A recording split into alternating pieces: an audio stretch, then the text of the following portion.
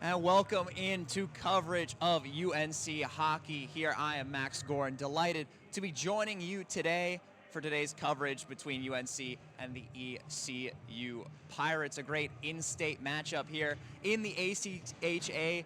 Some great ACCHL teams going at it here at the Orange County Sportsplex. The visitors, the ECU Pirates, have had a bit of a hot month here in November, undefeated in regulation after a 3-4 start. Their record has climbed to a 6-4-1 mark, while UNC is looking to bounce back from a 7-5 defeat at the hands of the Virginia Tech Hokies last weekend. Now, North Carolina, despite that loss, is actually having quite a good year, currently ranked at number 16 in the ACHA Southeast Division and looking to continue to build on that success. And they've done that largely from the help of a lot of newcomers, specifically freshmen Patrick O'Shaughnessy and Colt Kozowski, the two top scorers for UNC. They'll be linking up on UNC's second line tonight.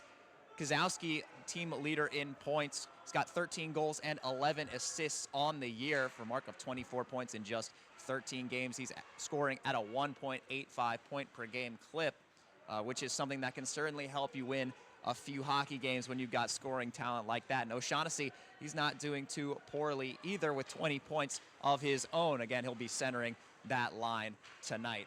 But it's not just newcomers getting it done for UNC, a couple of veterans as well. Henry Foster, the captain, will be on the right wing of the first line for Jeff Volksman's squad tonight.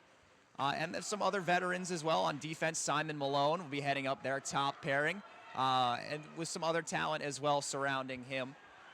In terms of ECU, again, trying to keep up their hot month of November, undefeated in regulation so far this month, and been playing up pretty well in the competition recently. Some wins over Georgetown, have been taking on some good talent teams among the likes of West Virginia and Tampa St. James as well. And this will be a tough test for them.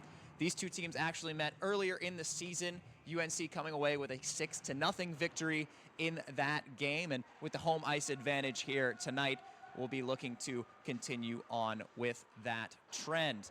Now, between the pipes for North Carolina, again, not too much can be said about the absence of, they lost their veteran goaltender, Will Douthat, after last season. He was fantastic, but again, two new players filling the void there and have done quite well, also leading North Carolina to that number 16 ranking in the ACHA Southeast. And they're looking to build upon that. Not just tonight, but beyond tonight. A big matchup coming up on Monday night as well. This one final tune-up for UNC before they take on the NC State Ice Pack at PNC Arena in the Governor's Cup just 2 days from now, Monday night at 7 p.m. That should be a good one. Both teams ranked in the ACHA Southeast. Once again, North Carolina at 16 and the NC State Ice Pack at number 12. North Carolina came away with the win in their first matchup all the way back in September. So Ice Pack with revenge on their minds. UNC looking to keep it up after winning their first matchup against NC State since 2015. We're going to step aside here on coverage of UNC hockey. When we come back, more pregame analysis and breakdowns leading you up to puck drop between UNC and ECU. Don't go away.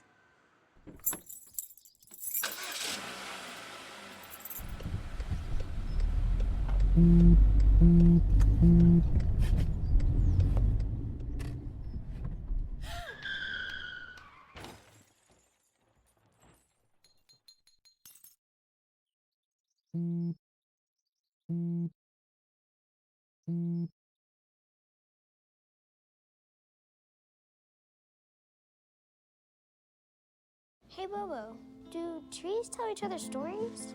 I'm sorry. I'm afraid I don't know that. Hey, why don't we go find out? Listen.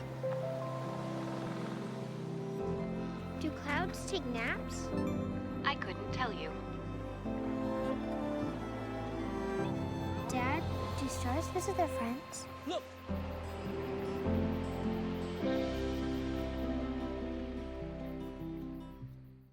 If I could be you, and you could be me for just 1 hour.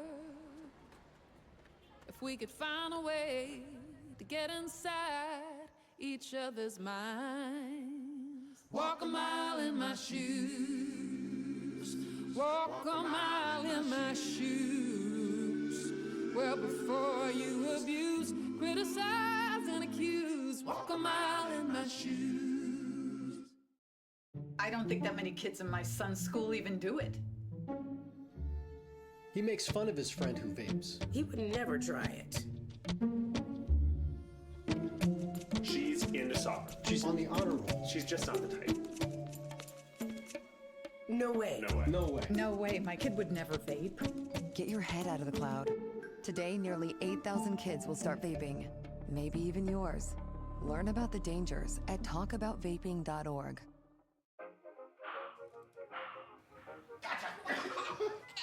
I surrender. All right, pal.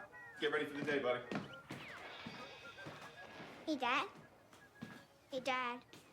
Do we have a gun? What's up? Do we have a gun?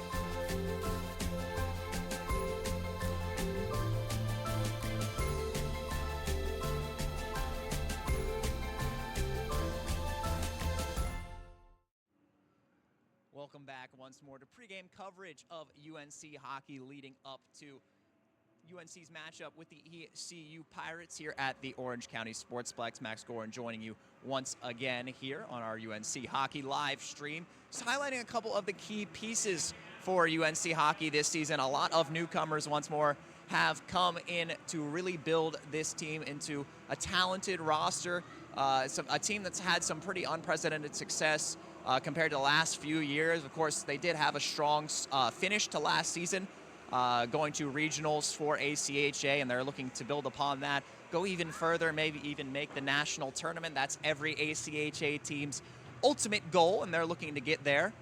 They've done that with the help, once more, with a lot of newfound talent. For example, Florian Zajic on the defensive end. He's a 6'3" freshman, was playing with the USPHL Premier Junior Canes, was captain for that team. He's been an excellent piece on the defensive end for the Tar Heels. Perry Winfrey on the defense as well, as actually a Cary resident, was most recently playing for the University of Maine Division I hockey team, and he's transferred here to play on the UNC club team. That has been a wonderful addition as well. And I mentioned in between the pipes some newfound talent. Wasn't sure who was going to be starting tonight. Looks like it's going to be Joel Hughes, actually a U.S. Army retiree who will be manning the nets for the Tar Heels tonight. Again, following up an excellent career from Will Douthit, who was phenomenal for UNC over the course of a few seasons here in Chapel Hill. Up front, they've also got, again, Cole Kozowski, the transfer from San Diego State, who's leading the team in points. His link up with Patrick O'Shaughnessy, the freshman, has been an excellent starting point, a good spark for the UNC offense that has led them to score a lot of goals this season. They've got 12-4 wins this season, 6-0 over ECU, 10-6 over the University of Indiana. They have been able to put up a lot of goals, and that has been crucial in achieving some wins. Again, when you've lost Douthit back in the crease, but when the other team simply cannot keep up with your offense, it's a good way to go ahead and manage some wins. We're going to take another break here at the Orange County Sportsplex. When we come back, we'll talk a little bit more about the UNC philosophy heading into this game and how they're feeling leading up to the Governor's Cup at PNC Arena on Monday night. Don't go away.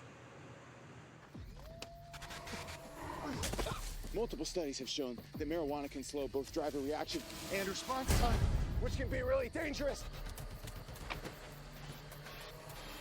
He's here. He's here. Wait. What? I can't drive. Why? My. Oh.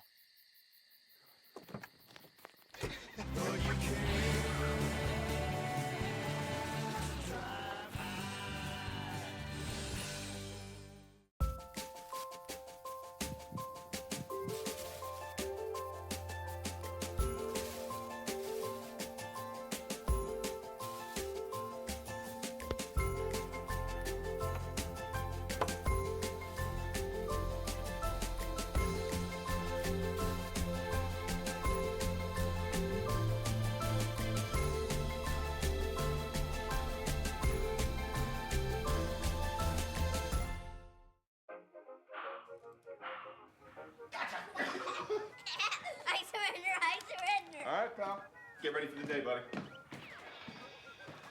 Hey, Dad. Hey, Dad. Do we have a gun? What's that? Do we have a gun?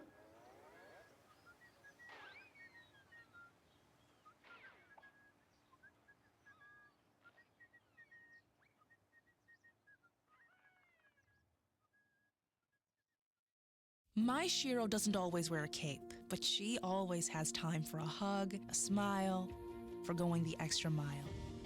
My Shiro stretches every dollar, puts in long hours, puts others first. But now it's your time, Mom. When you're ready to retire, we want you to be able to enjoy it. It's time to start saving now. A free 3-minute online chat can give you the personalized tips you need to start boosting your retirement savings today. Visit aceyourretirement.org/Shiro. I don't think that many kids in my son's school even do it. He makes fun of his friend who vapes. He would never try it. She's into soccer. She's on the honor roll. She's just not the type. No way. No way. No way. No way, my kid would never vape. Get your head out of the cloud. Today, nearly 8,000 kids will start vaping. Maybe even yours. Learn about the dangers at talkaboutvaping.org.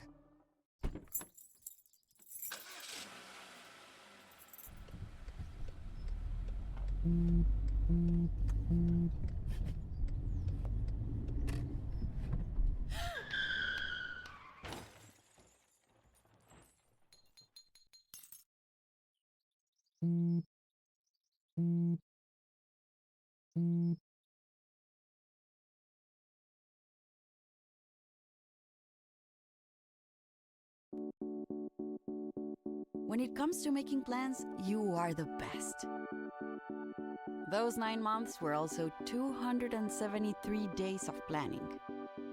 What about your daughter's first costume party? It was out of this world. And let's not forget those barbecues you plan in detail for your family and your more vegetarian by the day best friends. That surprise party for your parents' golden anniversary? You get the golden planning.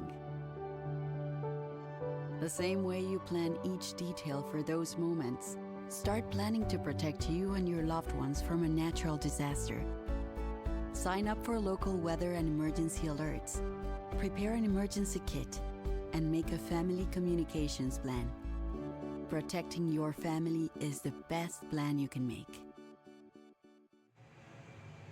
Welcome back to pre-game coverage ahead of UNC hockey's matchup with East Carolina. I'm Max Gorin, delighted to be joining you once again. We mentioned before the break we'd be talking about UNC's playing philosophy and their mindset heading into this game and heading towards the Governor's Cup on Monday. I spoke with Coach Jeff Volkman yesterday, and he had nothing but praise for his team, especially, again, all that new talent that has come in and really made a spark to help ignite the offense as well as bolster the defense and fill in the nets. And he mentioned that the main philosophy that he loves to put upon his team is that they are a relentless puck pressure team. And he says they're not necessarily dump and chase, but they're just relentlessly pressing the puck. The forecheck is their big strength, and that forecheck can be very valuable, and you can see it across the triangle over at PNC Arena. Maybe not on Monday night, but on any other night when you see the Carolina Hurricanes playing their home games. They are a relentless forechecking team, and that kind of chaos and energy can create a lot of turnovers, result in some good results for your team, and it has been showing for UNC hockey so far this season.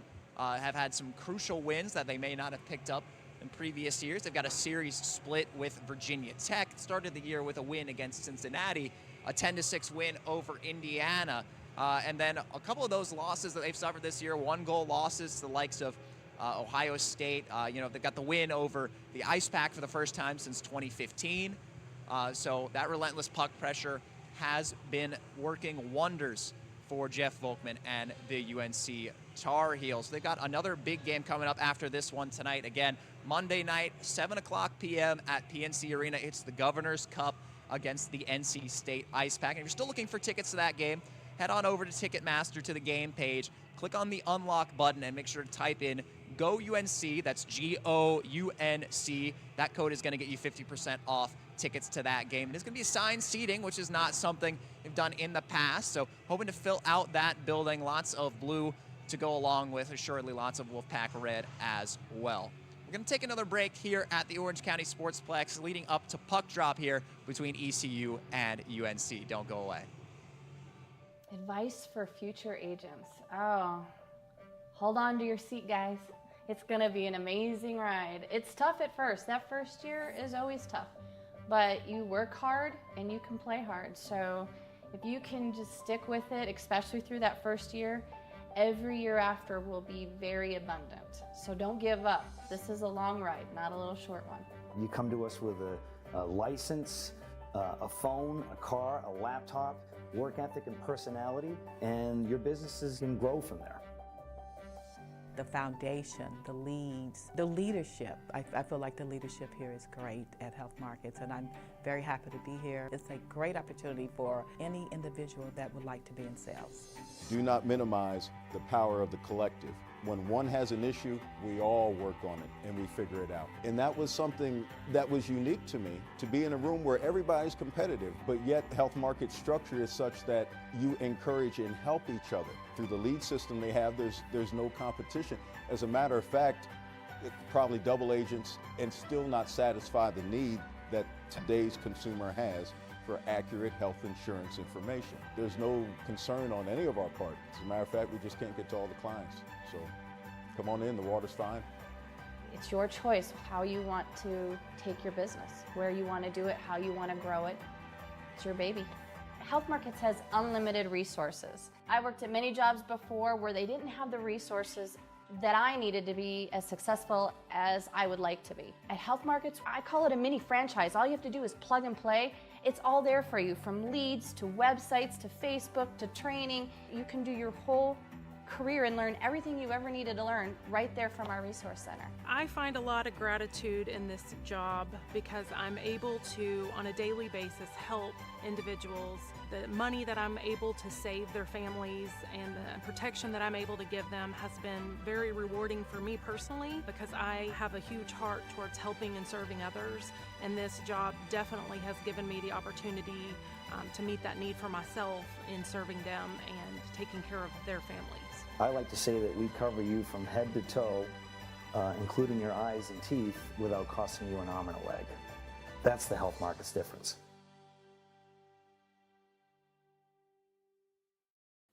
I don't think that eating disorder clicked in our head at any point in time. We just knew that something was wrong. We saw you withdraw, almost go into a closet and hide. We knew we had to go and seek help.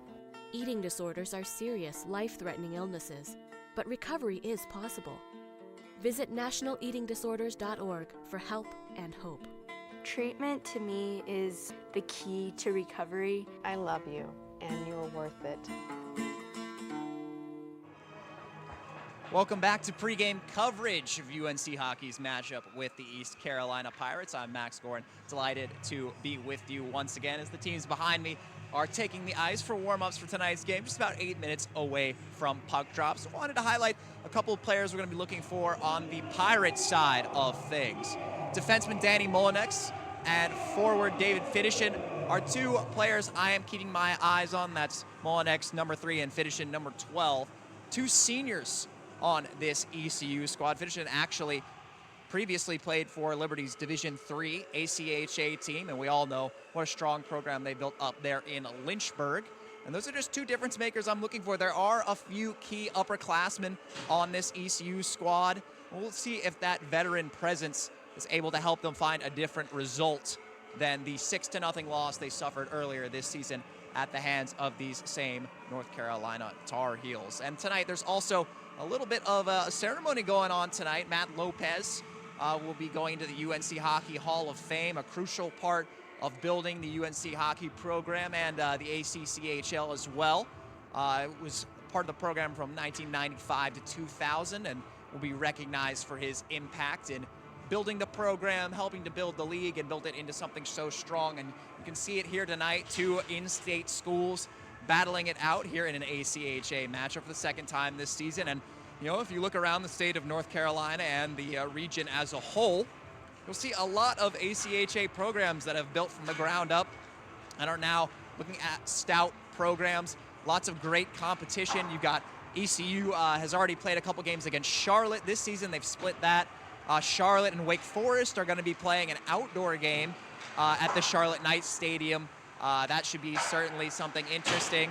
Then, of course, you've got the Ice Pack, you've got the Tar Heels, you've got Duke, UNC Wilmington. ACHA hockey is in a good place here in North Carolina. Of course, they couldn't do it without support of the fans and the people who make it happen, but Lopez was instrumental in helping build that here at UNC and had a hand in building it around the area as a whole. So he'll be recognized tonight as a part of tonight's game festivities. Just about 6 minutes to go until puck drop here at the Orange County Sportsplex. We're going to step away one more time when we come back. Some final thoughts heading into face-off between the Pirates and the Tar Heels. From the top of D.H. Hill Library. Don Diablo. Oh yeah, this is actually like in my studio. WKNC HD3 Raleigh. Hey, what's up and what's going on, folks? This is Kid Kinetic, your boy, up here at the top of the hour. And guess what I got? A treat that's too sweet to beat. This is Wolf Bites Radio. Oh, that's really sweet. NC State.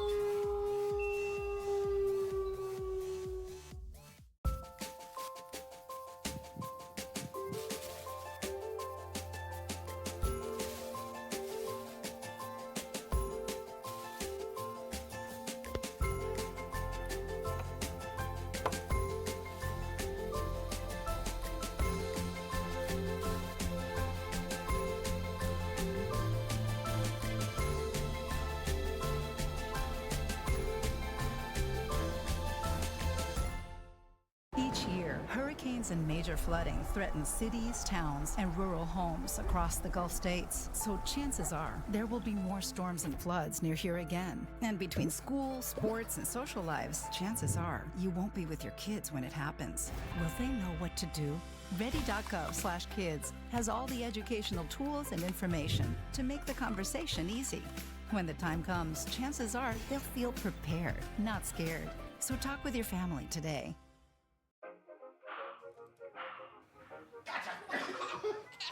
I surrender. All right, pal.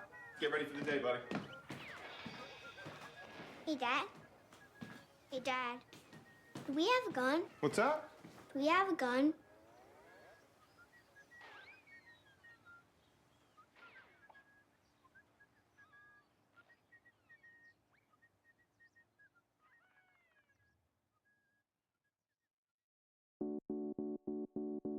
When it comes to making plans, you are the best. Those 9 months were also 273 days of planning. What about your daughter's first costume party? It was out of this world. And let's not forget those barbecues you plan in detail for your family and your more vegetarian by the day best friends. That surprise party for your parents' golden anniversary? You get the golden planning. The same way you plan each detail for those moments, start planning to protect you and your loved ones from a natural disaster.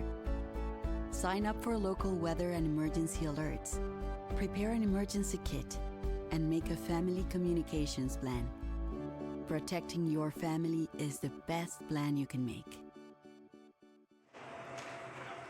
Welcome back inside the Orange County Sportsplex, where the ECU Pirates and UNC Tar Heels are just about 3 minutes away from puck drop, getting our warm-ups in here now, some line rushes. UNC looking to bounce back once more from that 7-5 defeat at the hand of the Virginia Tech Hokies last weekend. We've split a series with Virginia Tech so far this season, winning the earlier matchup and falling 7-5 last weekend. ECU trying to keep things hot. Have yet to lose a game in regulation in the month of November. Certainly trying to keep that mojo going here at the Orange County Sportsplex. A tight barn, but that can provide quite the home ice advantage when you've got all the fans packed. And it looks certainly a good crowd on hand for tonight's matchup between the Pirates and the Tar Heels. It's also Raleigh Testicular Cancer Foundation night here at the Sportsplex. They've been around at a number of rinks in the area. The Hurricanes, the UNC Wilmington, the Ice Pack. Certainly good to spread awareness. And their motto, check your acorns. Certainly want everyone to remain healthy and safe as possible. Just a great campaign to spread awareness at lots of local rinks. Final line rushes going through here as we've got about a minute until puck drop.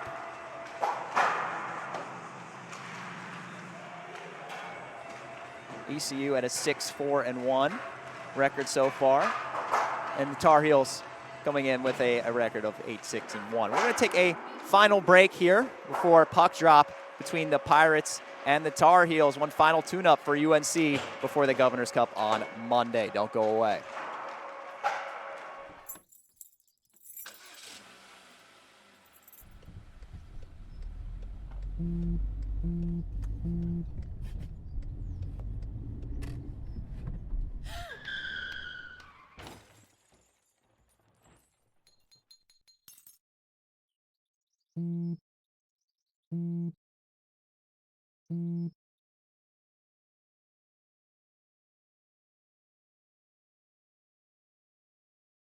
I don't think that many kids in my son's school even do it.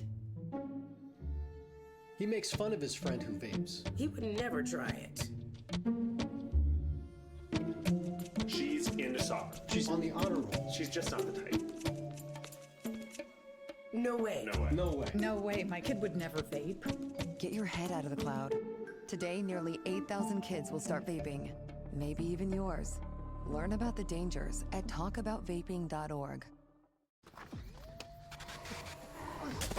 Multiple studies have shown that marijuana can slow both driver reaction and response time, which can be really dangerous. He's here. He's here. Wait. What? I can't drive. Why? My. Oh.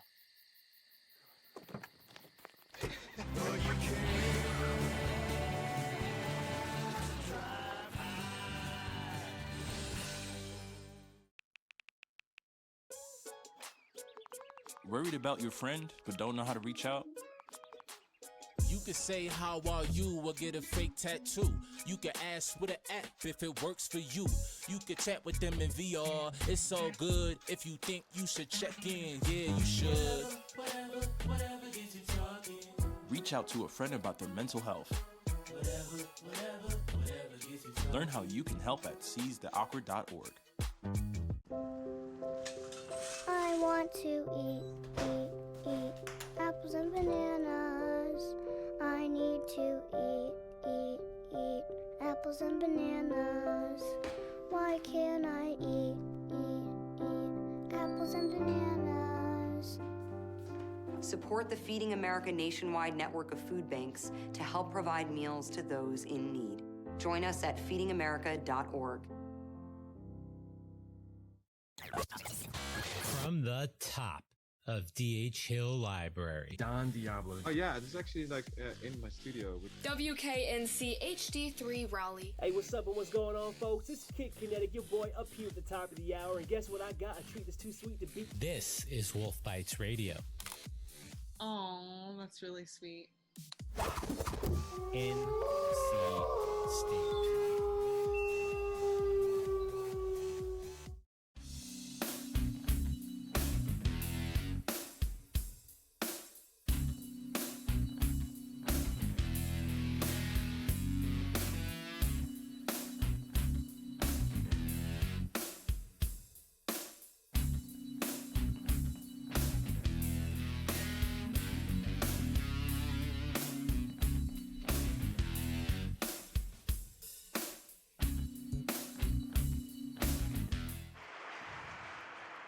And welcome back to tonight's matchup between UNC Hockey and the East Carolina Pirates. Starting lineups being handed down now here at the Sportsplex.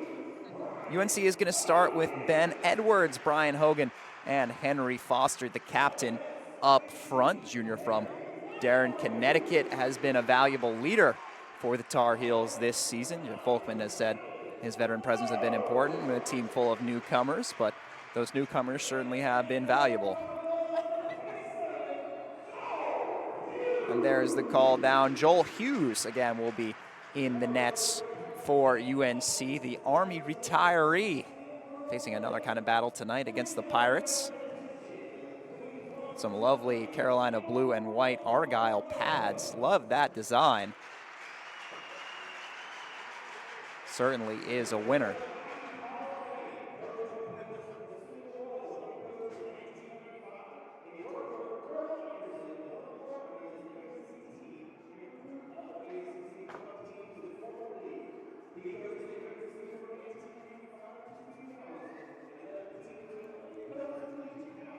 Being honored now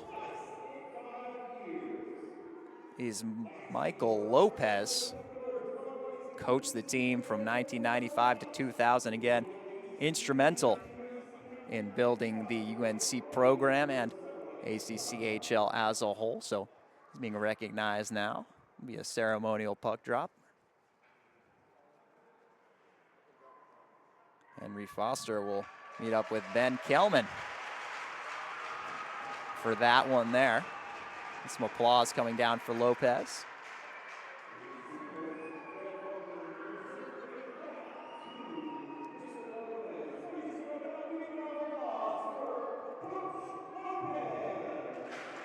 One final round of applause and stick taps for former coach Lopez going into the UNC Hockey Hall of Fame.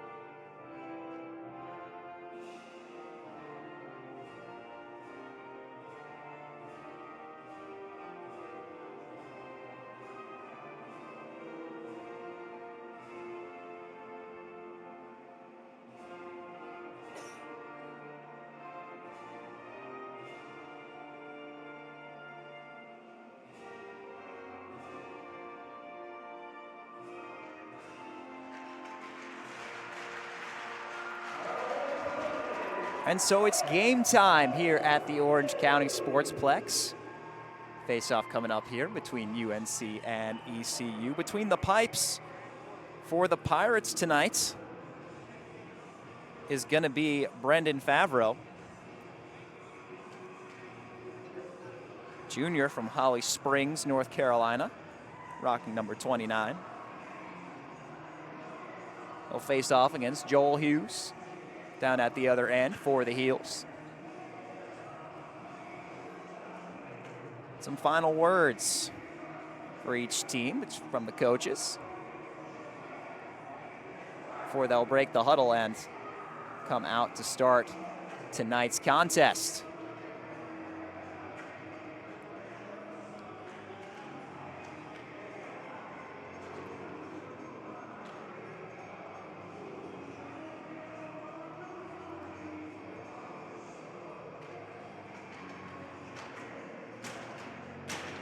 That Winfrey and Malone pairing going to start on the blue line for the Tar Heels. And here is the puck drop. So we are underway. Fisher will immediately dump it in on Hughes, who will pad that one into the corner. ECU looking to get some quick chances, but that offense quickly turns into defense as coming down the right wing, Henry Foster with some speed for the Heels. Swings it out in front, deflected away. And taken back by the Pirates. They'll enter into the offensive end. Downs with a shot. Blocked along the way, and then maybe a stoppage here. Puck may have gone off the netting behind the net, so we'll reset with a draw in the Tar Heel zone.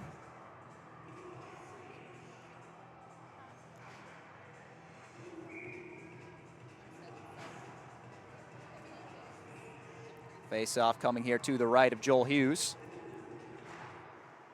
Won by the Heels. Played up along the half wall. It's poked along with some speed. Here come the Heels. Quick wrist shot, patted away. Good save by Favreau. And chipped ahead and out by ECU. O'Hare got a stick on it, but the Pirates continue in. Into the corner, a Pirate goes down, and he's injured. There's going to be a stoppage here. ECU player went into the boards hard in the corner. So they'll check and make sure he's okay.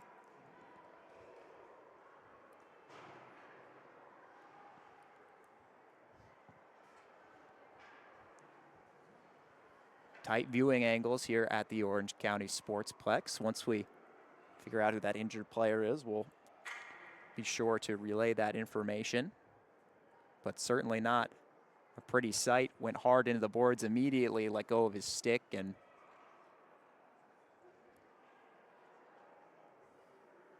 looked to be in some distress. Got a trainer over there looking at him now. It looks like he is up, and they'll help him off. Looks like it may be a right foot, right leg injury.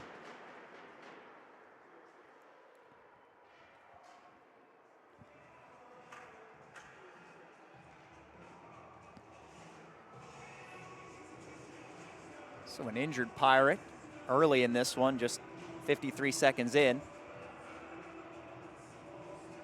There's Daniel Cooner, injured for the Pirates, number 23. So unfortunate for ECU, already in this tough road game. Now down a man quickly. We'll see how they're able to respond. So the face-off will come outside the Carolina zone. Face-off won by UNC, and they'll stick it ahead. Here's O'Shaughnessy. Patrick O'Shaughnessy, one of the leading scorers for the Heels this year. Electric freshman. Pass just misses the target and will trickle out into the neutral zone. Here's O'Hare gaining the line. Dan O'Hare, former Navy ACHA product. He's transferred down to play with the Heels as a grad student. There's a wrist shot from the point, deflected on. Good pad save by Favreau. Flipped up and through the middle, where UNC will quickly retake possession. Board battle here. Won by O'Shaughnessy, and he'll dump it in deep so the Heels can get a change. Pirates try to play it up the wall. Quickly turned over. Here's Kozowski with a backhander, just misses the net. Kozowski looking to add to his team-leading point total with a goal there. Wildish will take it up for the Pirates after that chance just goes yearning. Hughes will stop it behind the net, and Tar Heel offense will look to get restarted. Cameron Anderson inside. His pass goes off a stick of Inacio and turned over. Throwing it in front, Noah Friedman shot on. Another pad save. Favreau has been sharp on the low shots so far.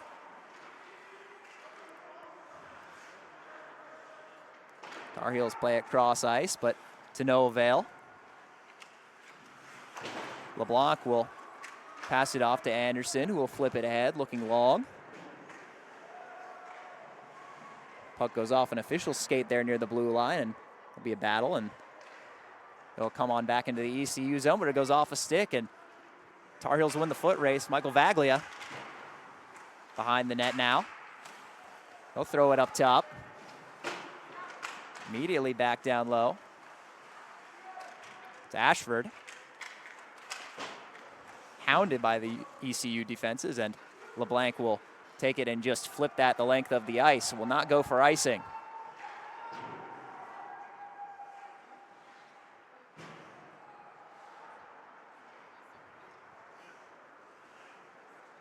Now streaking down the left side. Winfrey couldn't get loose. The Cary native, former University of Maine Black Bear, was unable to get anything going there. ECU will send that down the length of the ice for icing. So just 3 minutes and 40 seconds into this one, already a lot of action. Favreau been able to fend away a couple of shots with that right pad. And the backhander from Kozowski just missed. And UNC already with another offensive zone draw. Tie up, it's caught in some skates. We'll see who comes away with it. Backhand chance goes into the corner. Pirates unable to clear. A slap shot from the point is deflected into the slot. But the Pirates will get that out of danger and quickly feed a seam pass through. Will just miss the stick of a Pirate. Good chip along the sideboards by Henry Foster.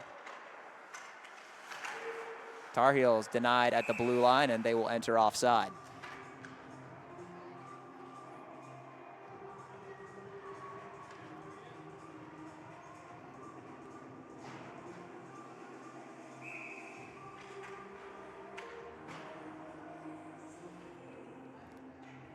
Dubberly will take the draw against Brian Hogan. A false start there, so they'll run that one more time.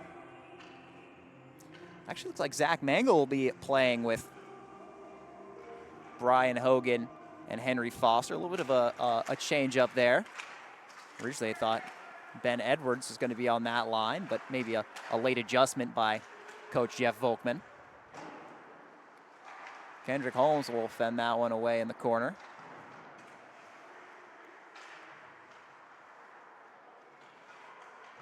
Kevin Wildish turns it over for the Pirates. Now coming in, it's Mangle. Mangle battles for it. Henry Foster will pick it up. Foster, drop pass for Zajic. His try is deflected out of danger, and now Pirates will try a cross-ice pass. Unsuccessfully. Puck chipped in by Mangle, and Tar Heels will go for a change. Fidishin couldn't advance the puck there. In the middle, it's Kozowski, and he is met. Oh, a big hit by, I believe it was Inacio, maybe Cameron Anderson. Great physical play there from the Pirates, and they'll just get the puck in before it's immediately turned back the other way to O'Hare. O'Hare going cross ice now. He's got Kozowski. Kozowski with some stick handles, throws it in front just past the stick of O'Shaughnessy. Another shot on is blocked from O'Hare. Pirates trying to turn defense into offense. They'll go for a change. O'Hare can't chip it past a Pirate. Saucer pass ahead to Kozowski. Here's O'Shaughnessy. In by the net, he'll wrap it. Another pad save and quickly covered by Brendan Favreau. Boy, he has been sharp with those pads so far.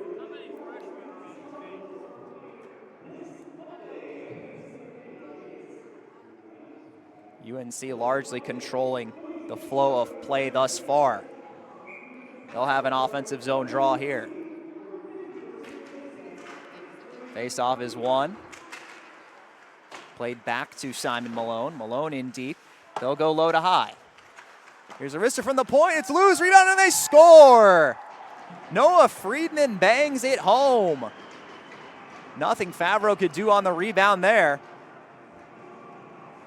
And 6 minutes and 9 seconds into this one, the Tar Heels will take a 1-0 lead.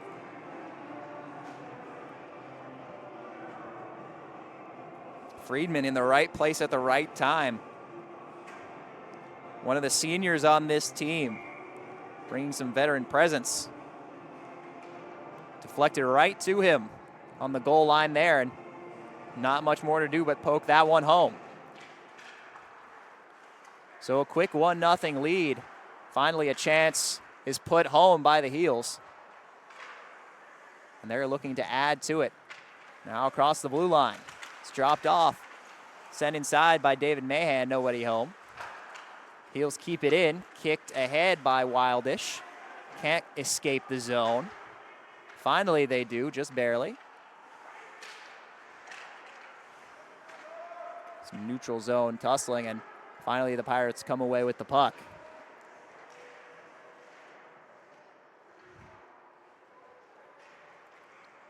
Unable to do much with it in the offensive zone. It comes all the way back into the Pirate end.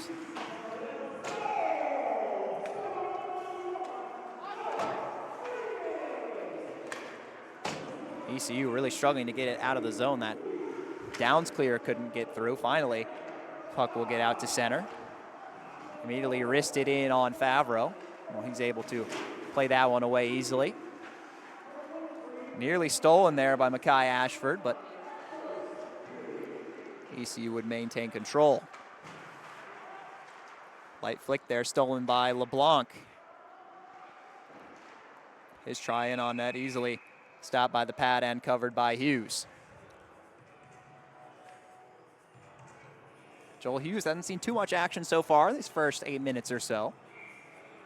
And that can be a challenge for goaltenders at times. If your team is too dominant with the puck, sometimes you can get a little cold down there, not facing too many actions. You got to feel one hit the pads. Make sure you stay sharp. Of course, I don't think any goaltenders will complain about having a dominant team in front of them.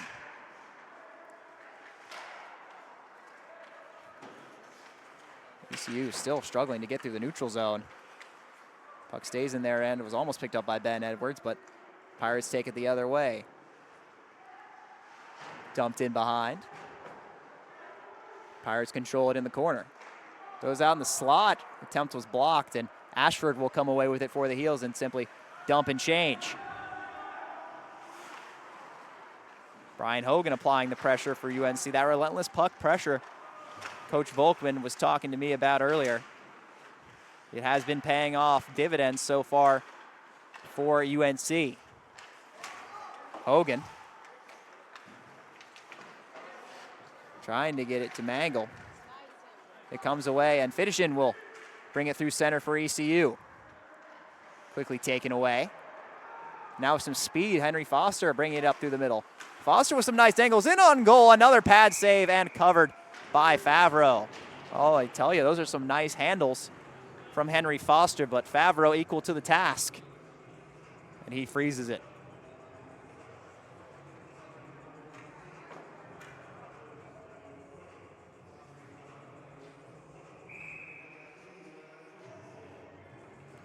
Ignacio will face off with Hogan. Hogan wins the draw. Quick shot put on. Another save by Favreau. Hit laid on there by Brennan. It'll be a delayed penalty. It was a hit from behind. We'll see what the exact call is.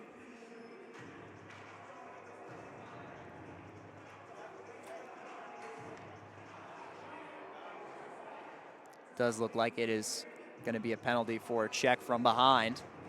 So UNC heading to the power play now.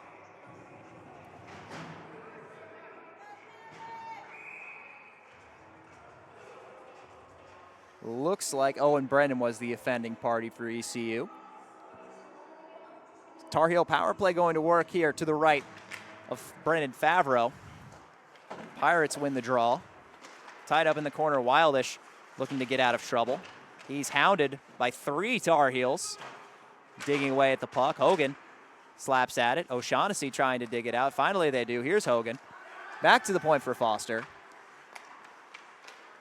Hogan goes up top. Puck can't quite find its way to Hogan waiting on the back door. Hops into the glove for another whistle.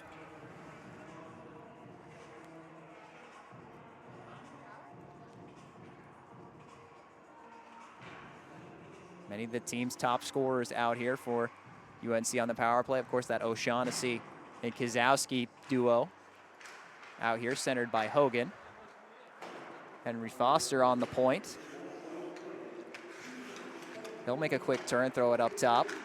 This shot on the way, hits the boards. Tar Heels maintaining possession. Still threatening. Hogan at the top of the left circle. Hands it back. Outside, it's Kozowski. Kozowski, one-timer for Perry Winfrey. Deflects wide. Heels still looking for an opportunity here on the power play. Kozowski with some dangles. He'll maintain possession. Throw it into the slot, high slot. Play by O'Shaughnessy broken up and cleared by the Pirates. So their first moment of relief here on this penalty kill. 50 seconds remaining on the penalty for checking from behind. O'Shaughnessy stops and turns outside the hash marks. Winfrey, handoff for Hogan. Now it's Kozowski. Couldn't find the tape of O'Shaughnessy. Puck gets over to Foster outside the left circle. Heels doing a great job of moving this puck around on the power play. They still will keep it in the zone. Here's Hogan behind the net, throws it out in front, but it finds a Pirate stick and will be cleared all the way down to Joel Hughes, who misplays it. But luckily for the Heels, Winfrey is there to take care of that. That could have been a tough miscue for Hughes, but his defenseman is there to help him out. And now the penalty has expired on Brennan. Tar Heels can't convert on the power play. Back to 5-on-5. Here's a quick wrister off the glove of Favreau.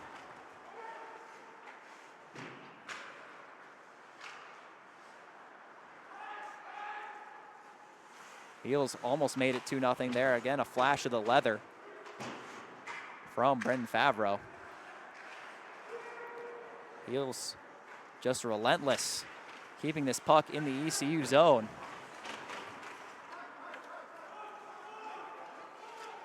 DePerno can't get it past Friedman, the goal scorer tonight. Downs has trouble handling the puck. Finally, they will send it cross ice, and it will get out. Simon Malone back in the UNC end will look to get things restarted. Flipping it ahead, it's chipped on. There'll be no icing. Wild is there to pick it up for the Heels, or for the Pirates. Downs calling for the puck, he'll get it. His cross ice try is broken up by Vaglia. And again, just dumped right back into the Pirate end.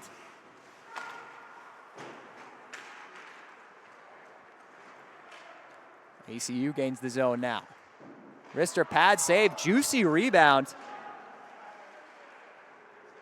They just couldn't convert on that one. Bouncing puck, hard to handle there in those scoring areas. Now there'll be a foot race. It'll be won by Wildish. He'll take it behind his own cage.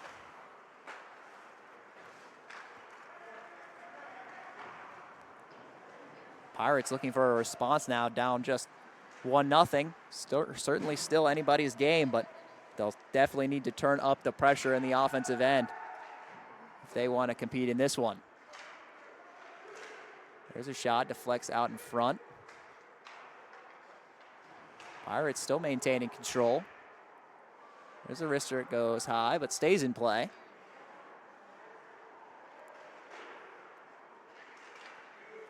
This is the best offensive zone possession the Pirates have had all night to this point. Hughes has not really been tested over there on the far end of the ice. Finally exits the zone, and some Pirates will go for a change.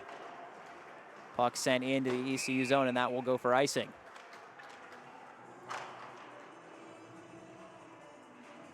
.6:20 to go here in the first period. 1-0 advantage for the Tar Heels after the Noah Friedman goal.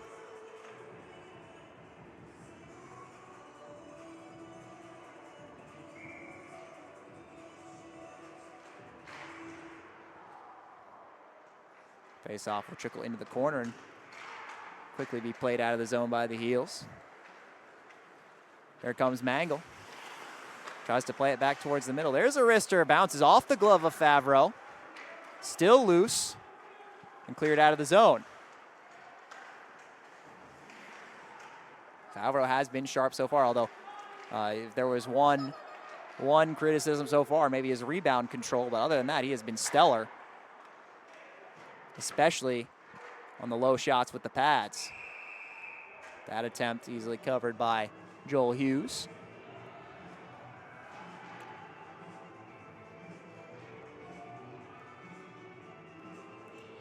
this game again. One more tune-up for the Tar Heels before taking on the Ice Pack of NC State at PNC Arena on Monday night at the Governor's Cup.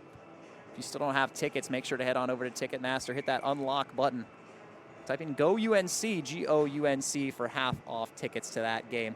Once again, 7 o'clock at PNC Arena on Monday night. Should be a fun one. Back in September, the Tar Heels defeated the Ice Pack for the first time since 2015. They're going to try to turn that into a winning streak on Monday. Cross-ice saucer pass attempt is deflected high and wide, and now Downs will carry it out for the Pirates. He's quickly turned over at the red line. Bouncing puck now, racing after it, O'Shaughnessy. He'll stop and turn, look middle, good poke check there by 88 of the Pirates. And now they'll dump it into the Tar Heel zone. And some good physicality in this game from both teams.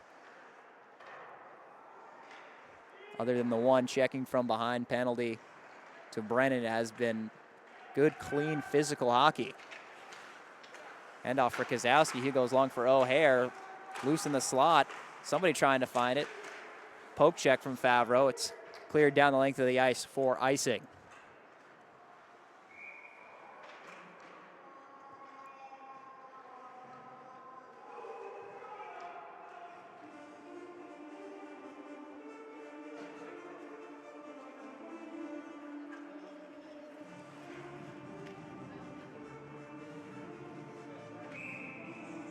Draw will be to the blocker side of Favreau, won by the Heels. Quick wrist shot, hits the blocker, and still loose in the crease. It is covered up by Favreau. A little bit of a tussle there, but referees will get in there, break that one up before it materializes into too much. A gritty game so far. Again, lots of physicality. These in-state matchups. These guys tend to go at each other. Friedman will face off with Dubberly. Another false start, or the net is off of the goal line, so the officials will get that sorted out. And Dubberly and Friedman will enter the dot once again. Tie up, taken away by the Pirates. Danny Mullinex plays it ahead, and the Pirates will get it out. Hughes stopping it behind the net. His backhander. Can't be cleared by UNC. Here's Wildish at the point. His wrists are well wide of the net. Heels will clear it. Centering pass hops over the stick of Freeman, but he'll go retrieve it. And they enter the zone offside, so they'll bring that one back out to the neutral zone and start it again.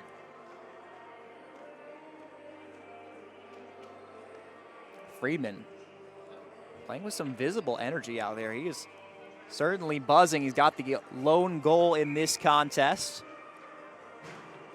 Scored that with about 6 minutes into this one. Tar Heels could have 2 or 3 goals by now, but it's been a great performance in the pipes by Brendan Favreau. Tie up now in the corner behind the ECU net. Dubberly comes away with it. Delayed penalty coming against the Tar Heels, and they will touch it up.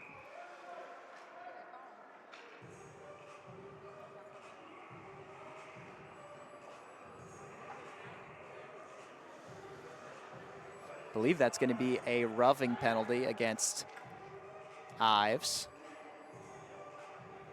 So now an ECU power play. Good opportunity to respond here late in the first period. The man advantage. They should get some good offensive opportunities, but that UNC pressure has been relentless, and that is what Coach Jeff Volkman loves to stress to his team, and so far it's been working. We'll see if they can keep it up a man down. Low slap shot deflects off the stick of Hughes and into the netting for a stoppage. 3:26 to go here in the first frame.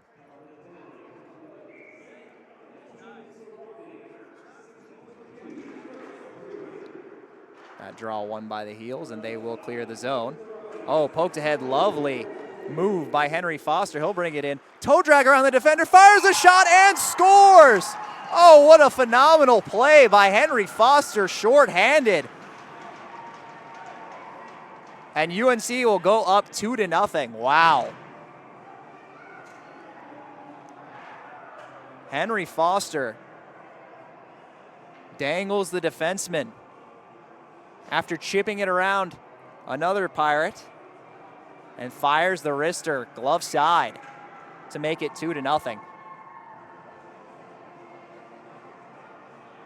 What a fantastic goal.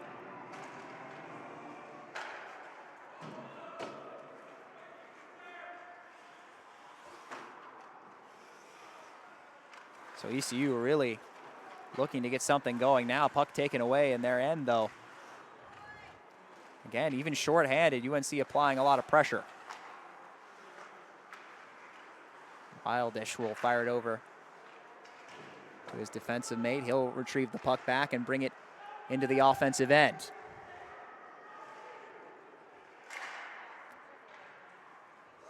Pirates unable to get the power play set up as the puck finds its way back in their end.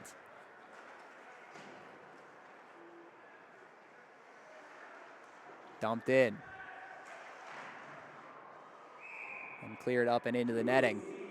So another offensive zone draw.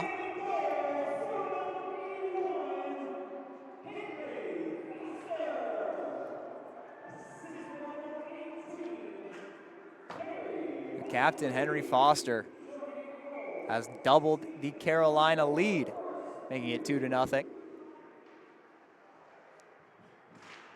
Phenomenal shorthanded effort from him. Pirates still with the man advantage for another 40 seconds. Behind the net, survey. Wrister can't get through. Puck finds its way back to the point. Backhand dump in. Keeps it in for ECU. There's a wrister from the left circle. Flash of the leather from Joel Hughes will stop that one. 17 seconds remaining on the penalty to Ives.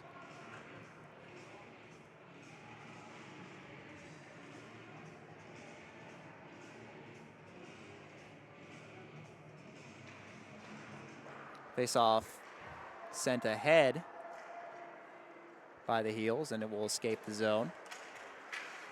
They'll take this opportunity to try to kill off the rest of that penalty.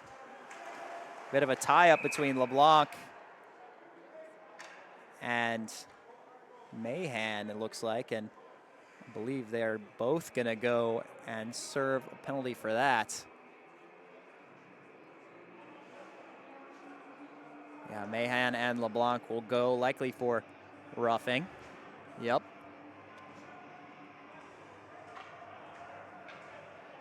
Maybe there was a slash there. Wasn't sure what the official signaled for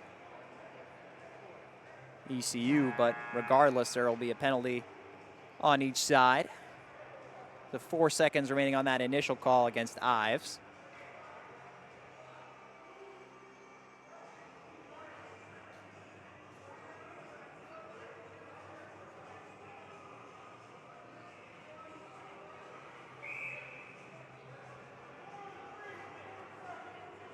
Scoreboard trying to get everything sorted out here with 1:41 to go here in the first period.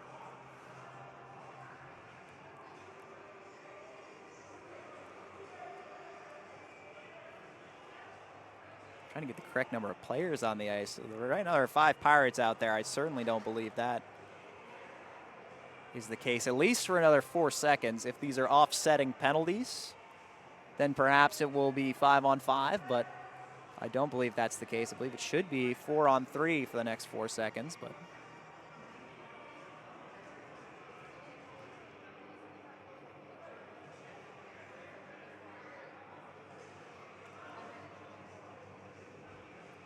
officials still trying to sort things out. The official scores. Looks like there's a major penalty now being put on the board against the Pirates. Not sure if that's correct. We're still trying to get things sorted out. If so, must be. Well, for now, it does look like that's correct. ACHA is very stringent on any kind of punches or excessive physicality. So it would not be surprising if maybe a shot to the head would result in a major penalty. So the initial penalty against Ives has run out. So it will be 4-on-4 for the remainder of this period. But then about 20 seconds into the second, ECU will have about 3 minutes of power play time. So 4-on-4, even strength for now. Puck knocked down with a high stick to freeze play with 1:15 remaining.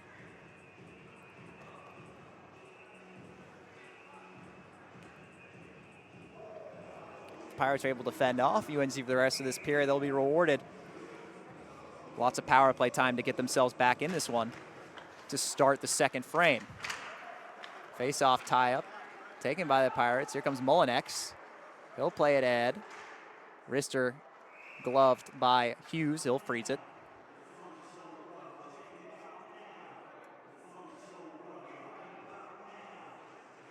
Goals by Noah Friedman and Henry Foster, giving the Heels a 2-0 advantage here in this one. Last minute of the first period. Tar Heels looking to take advantage while still even strength, 4-on-4. That one rebounded towards Foster, but he couldn't settle in the air. And then a big hit laid by Brian Hogan. Heels maintain possession, pass out in front, and the goaltender kicked the post off the line by accident, but they'll blow it dead. Tar Heels understandably upset. It was a clear scoring opportunity, but it will not stand, so game remains 2-0.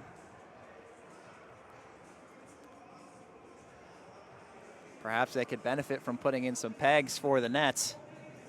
It's been off a few times in this first period. I've seen that issue a few times at the Wake Competition Center, Invisalign Arena for the ice pack as well. And Tanner falls off the face-off, but ECU unable to carry that one up ice immediately. Tanner's got it again. Trying to fend off 3 Pirates on him right now. It comes away into the slot. It's still loose. Friedman tried to pick it up. Was sent aside. Now O'Shaughnessy will carry it in. His wrister is blocked off a skate. 15 seconds to go in the first period. O'Shaughnessy trying to dangle out in front of the net, but can't do too much there. Pirates will take it over center and simply try to dump this one in. One final attempt, perhaps. Long try will go wide, and that will do it for the first period. So Henry Foster doubles up the Carolina lead with a amazing shorthanded goal, and it is 2-0 heading into the locker rooms after 20 minutes. When we come back, we'll talk hopefully with Coach Jeff Volkman, get some analysis on what's going on here and what we can expect going forward in the final 40 of this one. It is UNC 2, ECU 0 after the first period. Don't go away.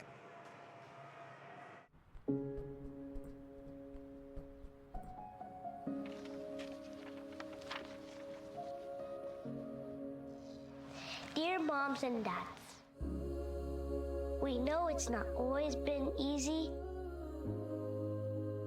and it's been a lot of hard work. What you have achieved here today is going to help us and our futures.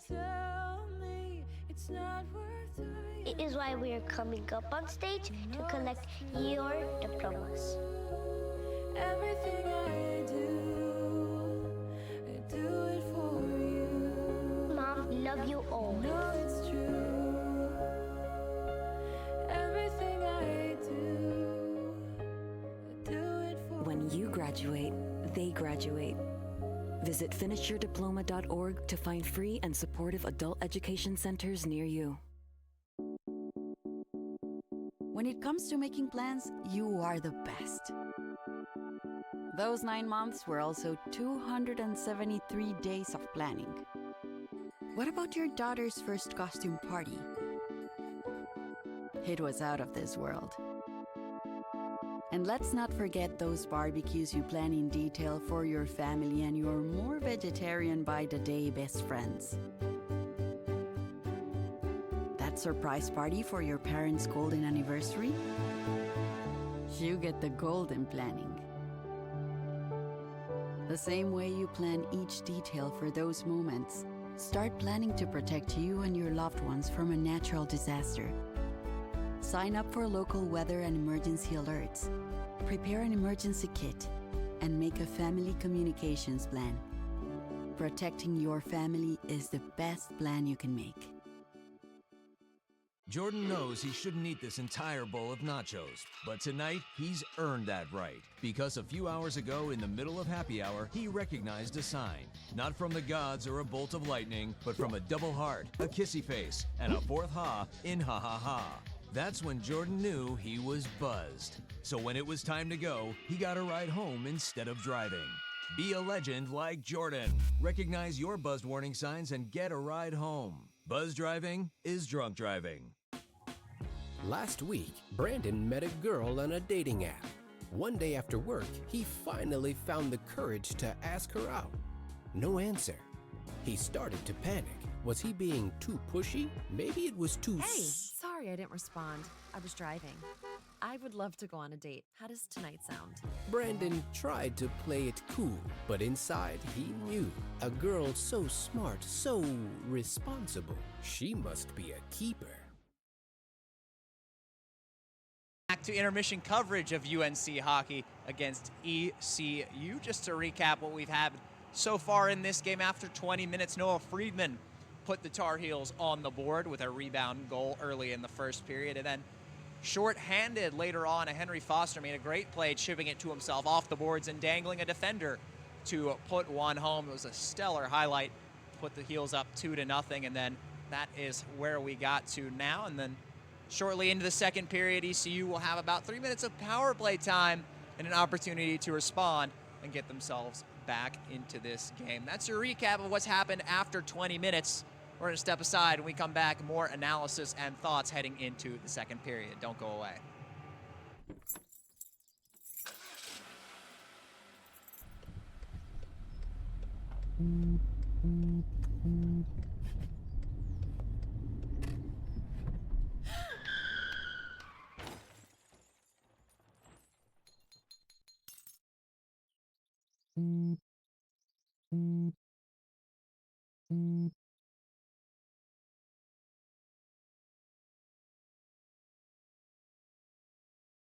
I don't think that many kids in my son's school even do it. He makes fun of his friend who vapes. He would never try it. She's into soccer. She's on the honor roll. She's just not the type. No way. No way. No way. No way. My kid would never vape. Get your head out of the cloud. Today, nearly 8,000 kids will start vaping. Maybe even yours. Learn about the dangers at talkaboutvaping.org. Multiple studies have shown that marijuana can slow both driver reaction and response time, which can be really dangerous. He's here. He's here. Wait. What? I can't drive. Why? My. Oh.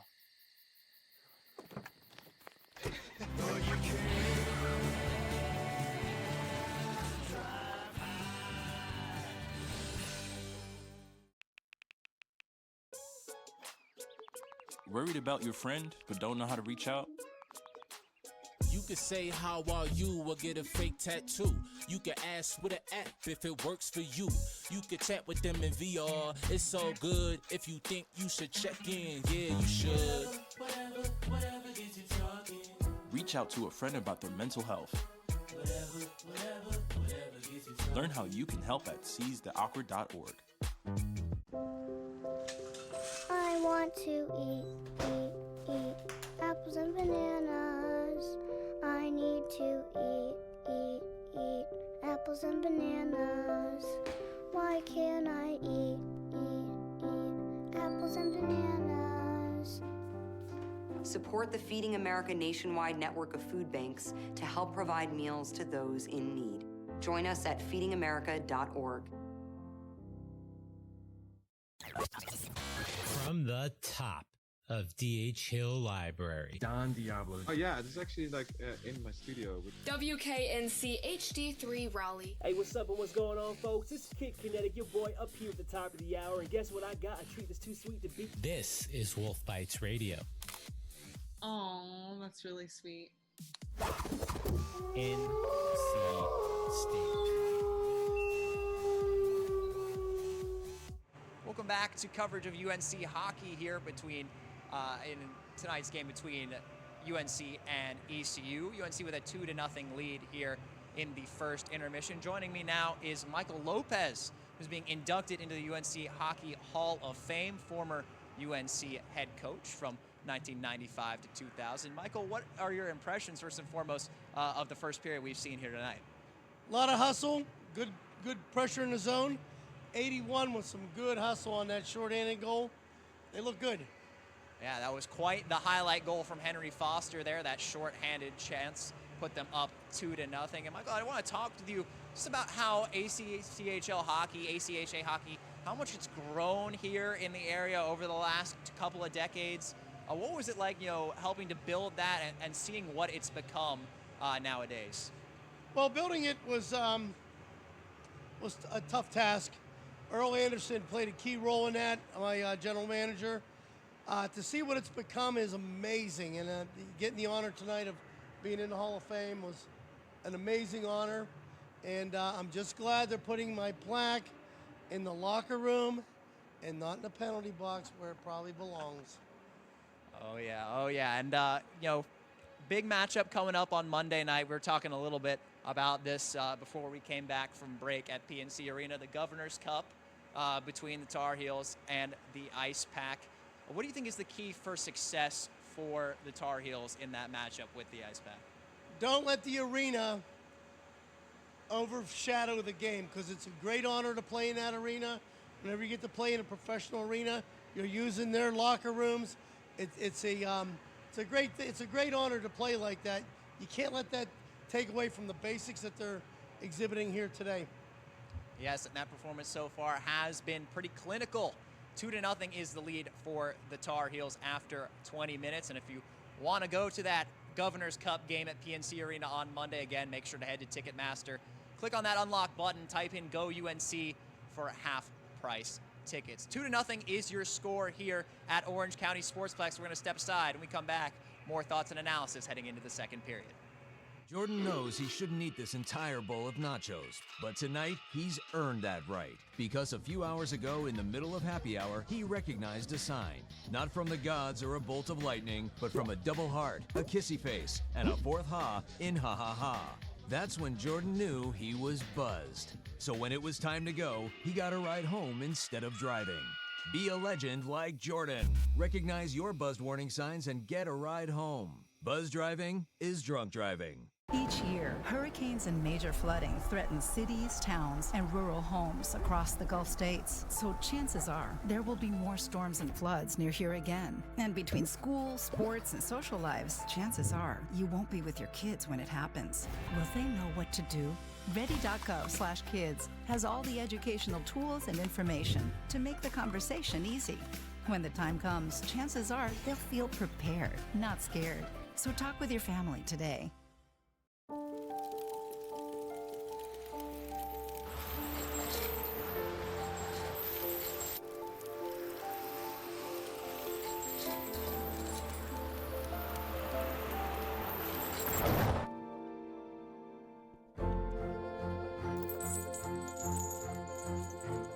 Did you know dragging chains can spark a wildfire? Only you can prevent wildfires.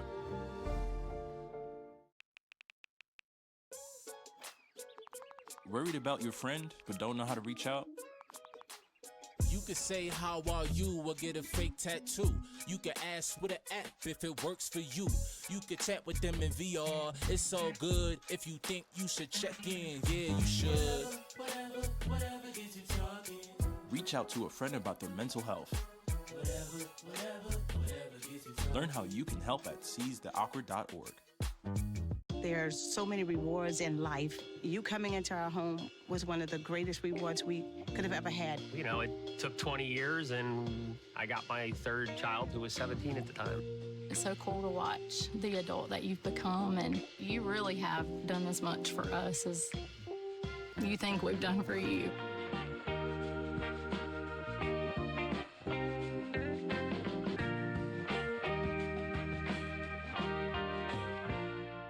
If I could be you, and you could be me for just 1 hour. If we could find a way to get inside each other's minds. Walk a mile in my shoes. Walk a mile in my shoes.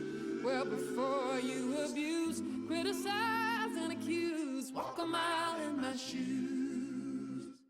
Welcome back inside the Orange County Sportsplex, where UNC leads ECU 2-0 after 20 minutes of play. I'm Max Gorin, delighted to be joining you as always when I'm able to broadcast some of the great ACHA hockey in the area. And there's been some pretty good hockey here tonight, especially on the Tar Heel side, and very especially on that last goal from Henry Foster. Some excellent dangles and a heads-up play to score that shorthanded goal to double the Carolina lead to 2-0. But an opportunity is coming for the Pirates here in the second period. Just a few seconds remaining on that penalty. The mix-up, the bit of a tussle between a couple of players ended up in a 5-minute major to the heels. So 3 minutes or so, maybe a little bit more coming for the Pirates, a chance to get them back into this one because the UNC pressure has been relentless and it has been working out quite well for Jeff Volkman's squad. That forecheck has just been suffocating. ECU really had some struggles getting it out of their own end in that first period, and as a result, if you can't get the puck out of your own end, how are you expected to get some scoring chances down on the other end? And for the few chances the Pirates have had, Joel Hughes has been up to task, has looked quite confident in net, been sharp with the glove, sharp with the pads as well, being able to deflect anything out of play, or any high-flying shots have been easily corralled into the glove hand of Hughes, which has led to a shutout for him through this first period. But on the other end, although he is trailing 2-0, it has been a good performance from Brendan Favreau, especially early on. Lots of stops on some low shots with the pads, has flashed the glove a few times. Now, the rebound control on those glove saves has been a bit questionable. Rebound control in general has been a bit of an issue, had led to that first goal for Noah Friedman that initially put the Tar Heels on the board. But other than that, he's been quite solid. Was able to avoid a chance there at the end of the period due to the net coming off. So remained at a 2-0 rather than a 3-0 game. And man advantage is coming. So if they can just fend off a few more seconds, it could become a competitive game. Now, they will have to establish puck possession in the offensive end. Going to have to make some smart plays, some good passes. I've seen them getting intercepted quite a few times, trying to set up that power play initially. So we'll see if they're able to switch things around here in the second period. 2-0 is your score with the Tar Heels in the lead over ECU. When we come back, second period action from the Orange County Sportsplex.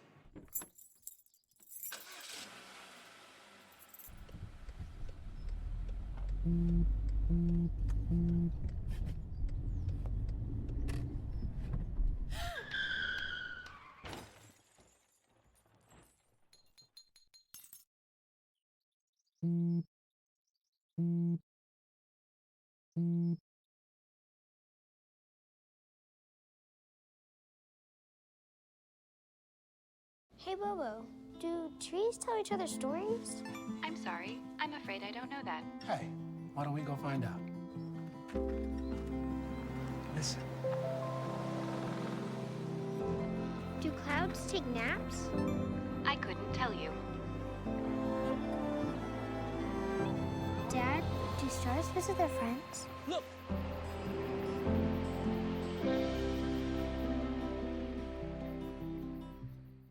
If I could be you, and you could be me for just 1 hour. If we could find a way to get inside each other's minds. Walk a mile in my shoes. Walk a mile in my shoes. Well, before you abuse, criticize, and accuse. Walk a mile in my shoes. I don't think that many kids in my son's school even do it. He makes fun of his friend who vapes. He would never try it. She's into soccer. She's on the honor roll. She's just not the type. No way. No way. No way. No way, my kid would never vape. Get your head out of the cloud. Today, nearly 8,000 kids will start vaping. Maybe even yours. Learn about the dangers at talkaboutvaping.org. Back inside the Orange County Sportsplex, where the second period of action is just about to get underway between the Tar Heels and the Pirates. We'll have to get another look at the scoreboard here. I may have misspoke. It might be the Tar Heels that will be going on the man advantage, and it is. So rather than an opportunity to respond for the Pirates, it's actually going to be an opportunity for the Tar Heels to expand upon their lead. In a game they have largely been dominant already. It'll be 4-on-4 for the first 19, 20 seconds of this period, and then be 2 minutes and 59 seconds of power play for the Heels on that major penalty that was assessed late in the first period. Quickly entering the zone is O'Shaughnessy to start off this period. Winfrey will go D-to-D for Henry Foster. Down in the corner, it's Hogan. Puck gets across now to O'Shaughnessy. Heels now on that power play for the next 2 minutes and 50 seconds. Winfrey, back over to Hogan. He returns it to Winfrey. Winfrey fires a wrister on tip, and it may have hit the post. They're saying no goal, couldn't hear a ping, but that one stays out, and that pass just a little too hot will exit the zone, and the Heels will have to regroup.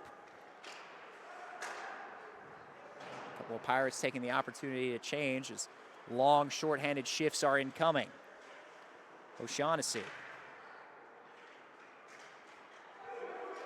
Puck battle won by ECU. They'll actually carry it all the way into the Heels zone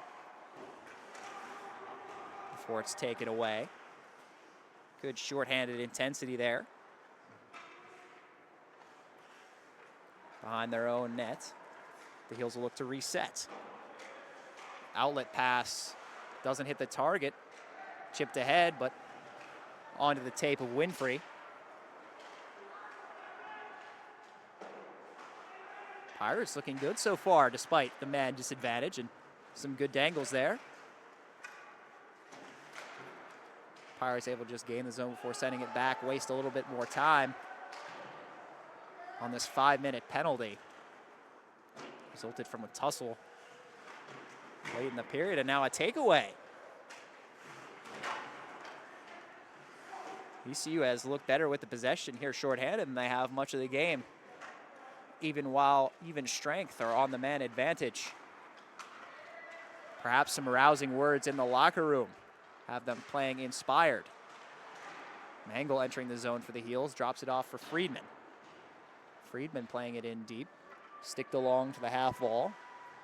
Heels maintain control. The circle played in front, nobody home. Back up top. Fumbled by Malone, he'll try to regain it. Behind Favreau's net is a tie-up. Heels come away with it, back to the point for Zajic. He'll send it across to Malone.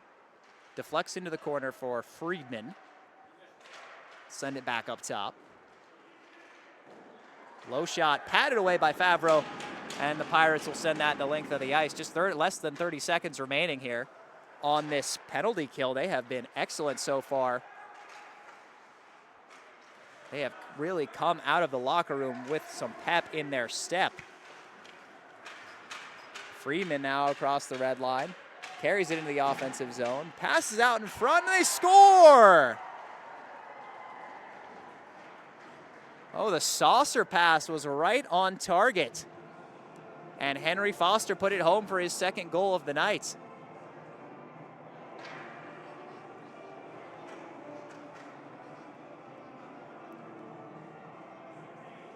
Two-goal performance by the captain just 3 minutes and 14 seconds into the second period. Saucer pass was world class from Noah Friedman. Heels expand their lead to 3-0. A backbreaker early in this period for the Pirates, who had been penalty killing with some great intensity, and now the puck deflects up and into UNC bench for a quick stoppage.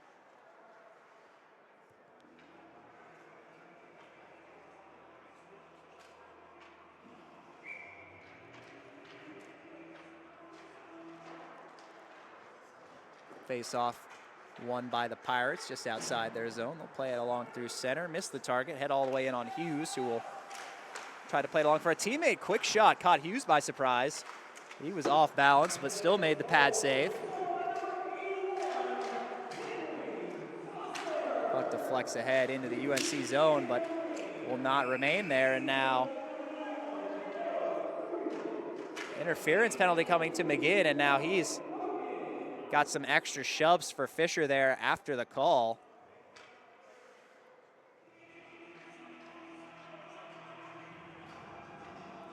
McGinn displeased with Fisher's response to the penalty there. But nonetheless, still a penalty. Another power play opportunity for the Pirates, 0 for 1 so far tonight.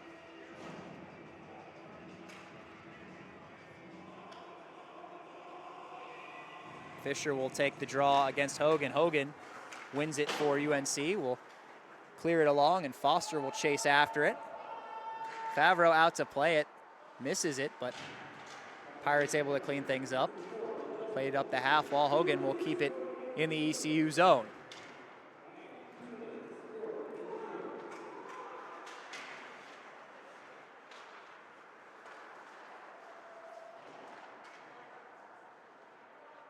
Heel still remaining aggressive despite being shorthanded. Pass out in front looking for Hogan, doesn't get through. Pirates pick it up. Centering pass taken away by Hogan. He has been everywhere so far to start this penalty kill. Fisher will rethink things before finally entering the zone. He'll be quite patient, throw it out looking for Kelman. LeBlanc with some dangles. His wrists are blocked along the way. It trickles out and they score! Downs with a howitzer of a shot from just above the hash marks on the right circle. He beats the UNC netminder for the first time tonight. And for the first time this season, the Pirates have put one past Hughes, and they've made it 3-1. Puck deflected right onto the stick. Foster. And he sniped that one, made no mistake of that opportunity. So 3-1 the score now. After that power play goal, ECU now 1 for 2 on the day.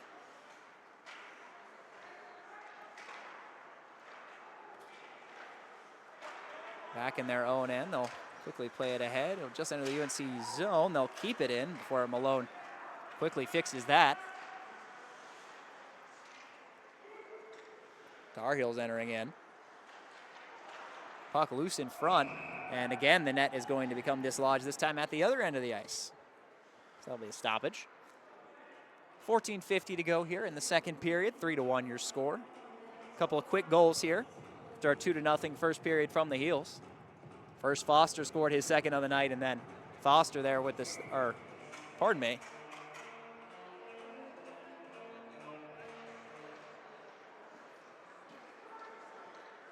Make sure I have the correct goal scorer. Caleb Downs, sorry, with the shot for ECU.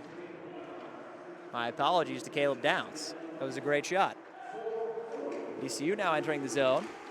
Dangle there from 46, but he is put on to the ice, and puck is taken away by the Heels.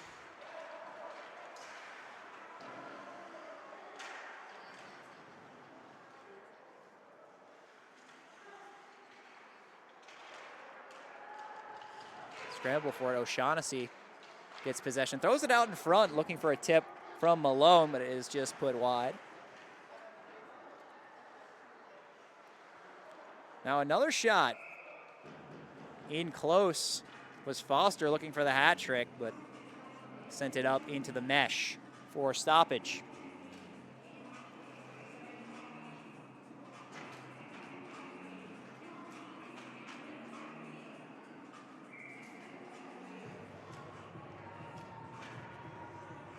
Pretty crowded here at the Orange County Sportsplex. Not a lot of seating available, but what is has been taken up by fans for this exciting in-state matchup. Great fan support, especially considering Tar Heels currently playing a home football game against Georgia Tech. Oh, turnover now could lead to an ECU chance, but broken up by McGinn. Fidishin was about one dangle away from being all alone against Hughes, but couldn't get through that last defender. Now a shot patted away by Favreau. Kendrick Holmes' try swallowed up by Favreau for a stoppage.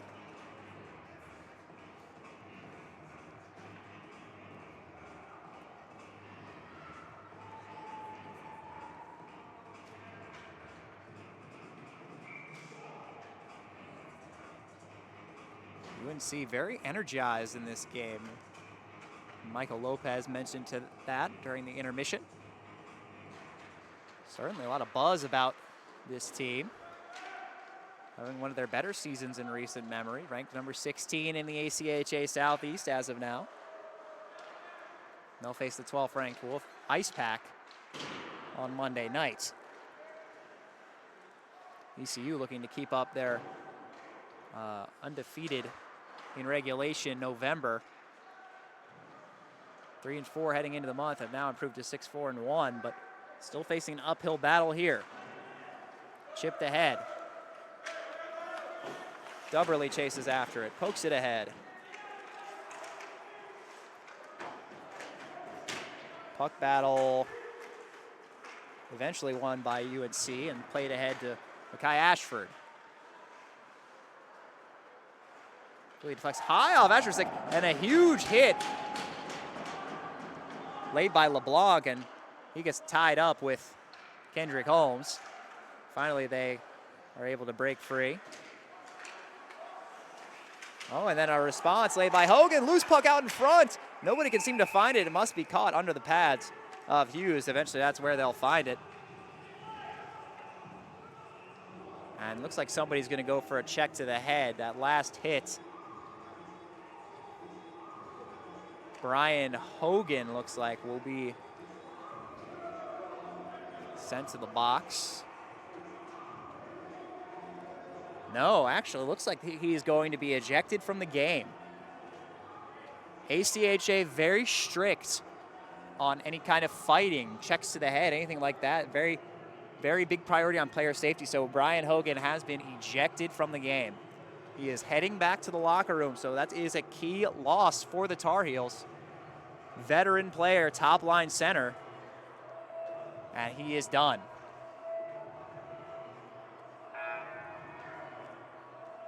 Some Tar Heels trying to get an explanation on this. Contact may have just been a little high. It was a big hit in response to LeBlanc had just laid a good one for the Pirates. Must have come up a bit high, at least in the opinion of the officials. So yeah, 5-minute major coming. Long power play opportunity for ECU. Haskell will serve the penalty for the Tar Heels. Puck is dropped, so 5 minutes of man advantage for the Pirates. LeBlanc fights off a defender, still got it, throws it over. Downs, his shot is tipped just wide. Downs looking for his second goal of the game, second of the period. Nice dangles by Fisher. He is able to seal that wall, keep the puck in. Goes out in front, chance for DePerno. It's forked again just wide of the net. goes up now to Downs. Downs to LeBlanc, whose shot is swallowed easily by Hughes.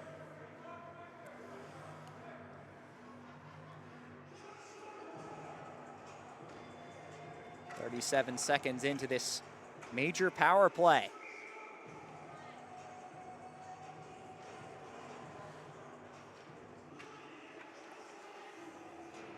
Fisher will face off against Henry Foster here on the blocker side of Hughes.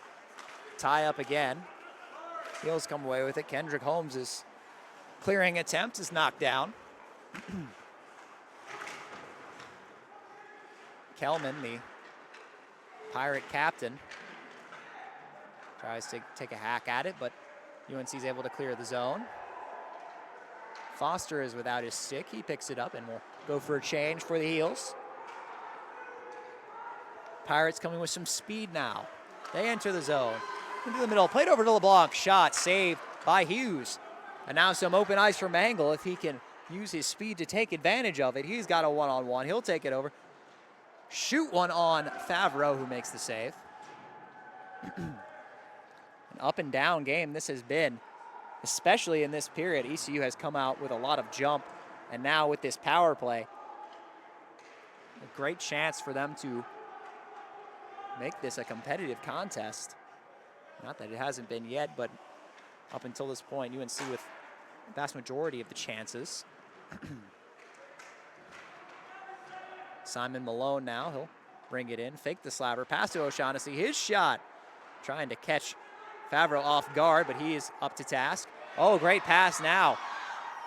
Broken up, Dubberly nearly had a chance, but good response from Perry Winfrey to break that up, and Hughes able to just freeze that one and live to fight another day.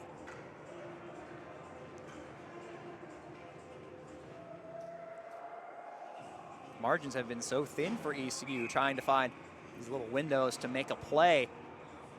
That relentless pressure. Heavily tripped up off the face-off, and UNC able to send it the full 200 feet. We've just reached the halfway point of this game. 3-1 is the score. Tar Heels went up 2-0 through 20 minutes, and then a quick goal for each team here in the second has made it 3-1.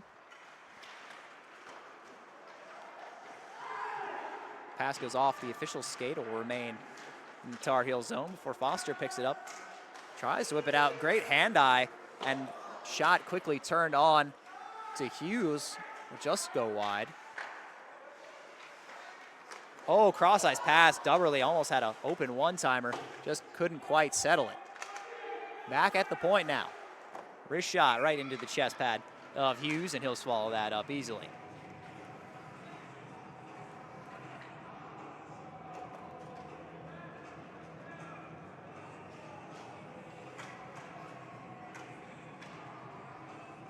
Long bout of sustained pressure for ECU, as one would expect on a major power play.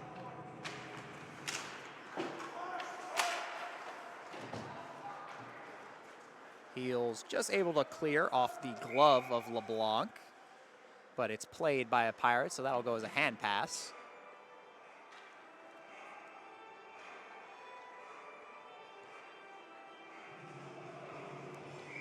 .158 remaining in the penalty to Brian Hogan that has seen him ejected from this contest. Oh, turnover. O'Hare was bringing the forecheck, got a stick on it, just couldn't break free. So now Downs will ring it around. Kendrick Holmes almost laid a big hit there, just missed him. Wrister on, deflects wide. Behind the net, Fisher plays it out in front, loose puck. No one able to find it. Kendrick Holmes plays it away, and now the net has been dislodged.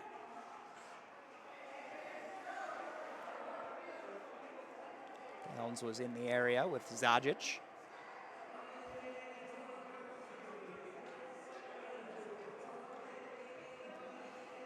Florian Zajic actually on the board for the Raleigh Testicular Cancer Foundation, who is here tonight spreading some awareness for their Check Your Acorns campaign.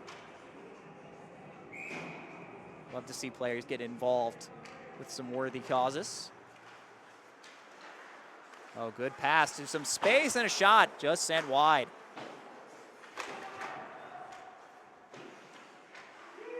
Pirates have not tested Hughes too much in this one. A lot of shots, good opportunities need to be put on goal. And that pass misses the point man and will go all the way back deep into the ECU end. Less than a minute to go on the power play. Pirates do not want this opportunity to go yearning.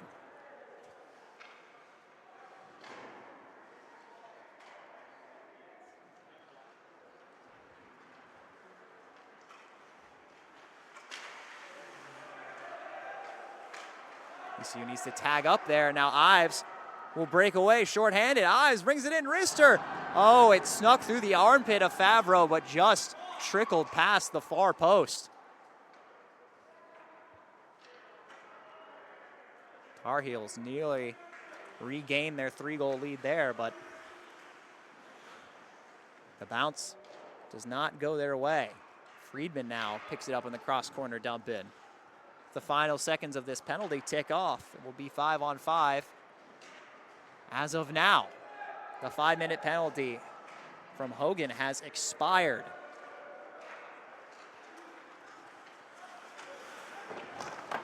Drop pass. Cross corner pass. Nobody there to receive it for the Pirates, and it does just escape that blue line.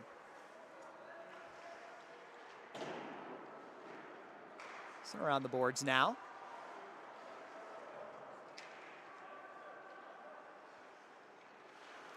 That UNC pressure has picked back up.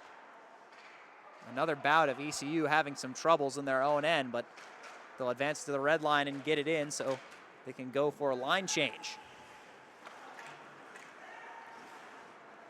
Winfrey looked like he was about to break out, quickly changed his mind, turned it around, and they'll try it again. It goes up to O'Shaughnessy. O'Shaughnessy centering try. Deflected away. Foster dangles the defender, takes a bit of a hit, but stays on his feet.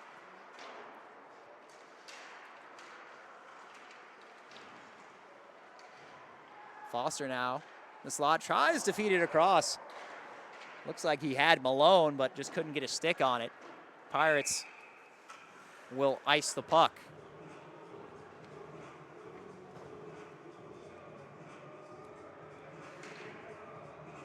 Yet another reminder, Monday night, Governor's Cup between the Ice Pack and these North Carolina Tar Heels. 7 p.m. at PNC Arena. Head over to Ticketmaster. Hit that unlock button on the game page. Type in GO UNC, G-O-U-N-C, for 50% off tickets.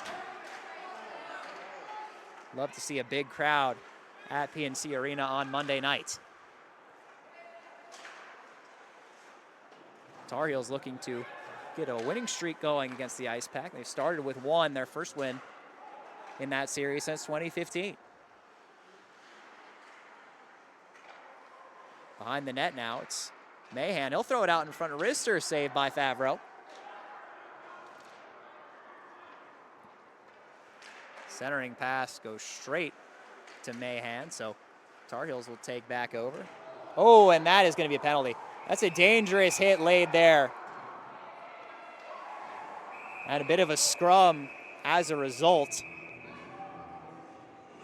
Would not be surprised if there's a similar reaction to that hit for Alex Fisher of the Pirates.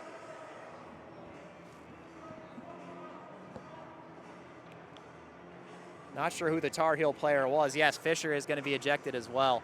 Was facing the numbers, was looking directly at the boards, was that Tar Heel player. That's a dangerous hit. So Fisher is going to make his way to the locker room. So now a power play coming for the Tar Heels. Likely a 5-minute major that will run the remainder of this second period.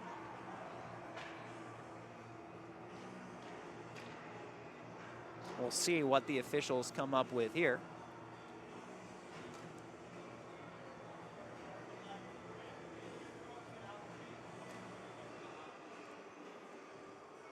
You like to see a good physical game, but you don't like to see dangerous hits of that nature. There have been a couple, one for each team now in this game, that the officials have deemed to be ejectable offenses.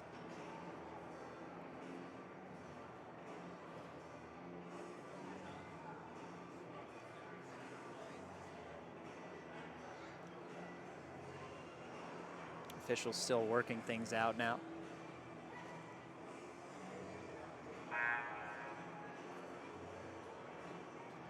It will, in fact, be a penalty. Actually, putting the penalties on the scoreboard, they may have them switched around. They've got a 5-minute major assessed to. No, that's correct. Again, my apologies. Yeah, so a 5-minute penalty assessed to ECU, to Alex Fisher for the hit. And then a 2-minute penalty being assessed to UNC as well, likely for something in the response in that scrum. So they'll be 4-on-4 for 2 minutes, and then for the remainder of the period will be 5-on-5. No, they're still actually working on the scoreboard, apparently, doling out all these penalties.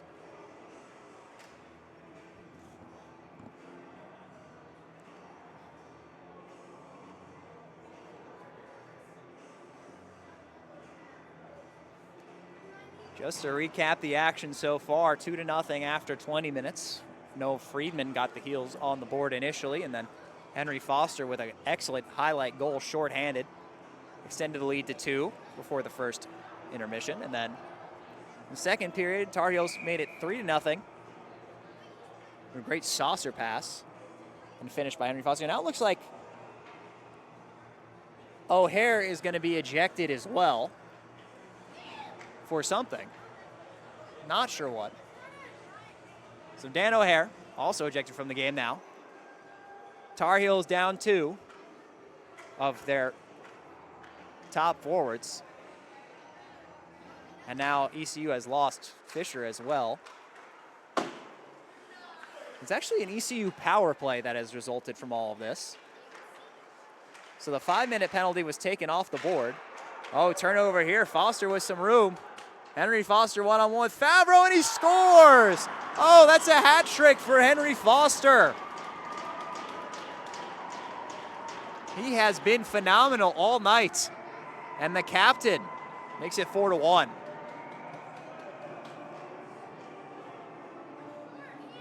Two short-handed goals for Henry Foster.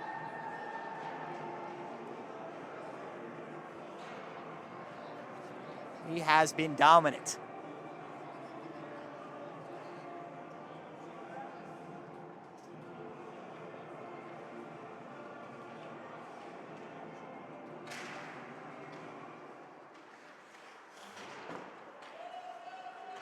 Right off the face-off, sent all the way into the ECU end. No icing as the Heels win the foot race.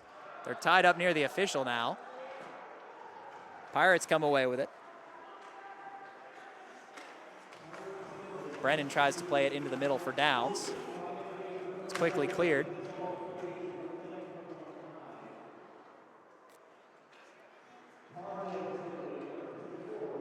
Coming around the net now. Pirates will bring it up. LeBlanc fends off a Tar Heel. Will take it all the way behind the net. Try to center it off the pads of Hughes. Backhand attempt on the rebound. Goes into the corner. Now loose puck. Downs fires a slap shot. Saved by Hughes. Lots of traffic was out there in front of the net, but he couldn't get it through.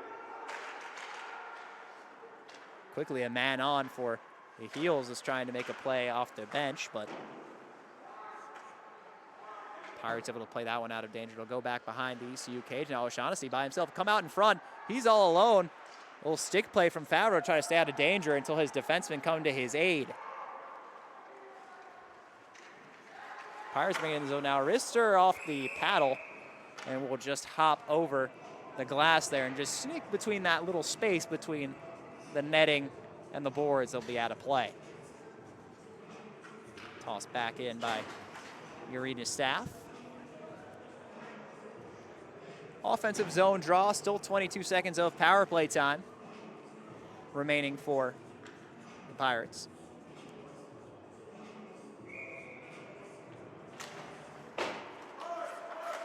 Face-off won by the Tar Heels, and they'll send it the length of the ice to try to salt off the final few seconds of this strange penalty kill.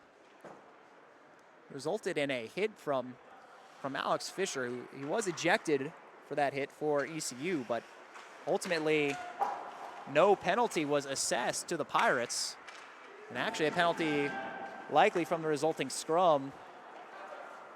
A 2-minute minor was assessed to the Tar Heels. So that penalty has now concluded. A couple saves there from Hughes to keep things as they stand, 4-1. And that's going to be a late hit. There's going to be a penalty coming against ECU. We'll see who the offending party is. It's going to be Byrne for the Pirates. Came in late. Interference is, in fact, the call. So with 2.5 minutes remaining in the second period, Tar Heels will go on the power play. He had a man advantage for a majority of this frame, unless they're able to put another one past Favreau. Henry Foster's second shorthanded goal of the night and his third of the evening. Recently extended this one to 4-1 in favor of UNC. Face-off won by the Heels. Zajic playing pitch and catch with a teammate. It's over to Malone at the other point. Tipped on the way through. Foster looking for his fourth of the night, saved by Favreau. Malone will send it across. Friedman's try blocked on the way. Malone goes back to Friedman. To the point for Zajic. Malone trying to hand it to Foster. Wrister fired on, may have hit the mask of Favreau, but a save nonetheless. ECU looking to clear, and they will just barely get it out off the glove of Zajic. Oh, nice dangle here from Downs. Here comes Downs. He'll fire a wrister, deflects into the corner. Chipped up and out by the Heels. Friedman with speed down the right side will take it behind the net. Try to fend off a couple of Pirates, but they are able to clear it back down towards Hughes. Pirates will get some fresh legs here for the remaining 40 seconds of this penalty kill.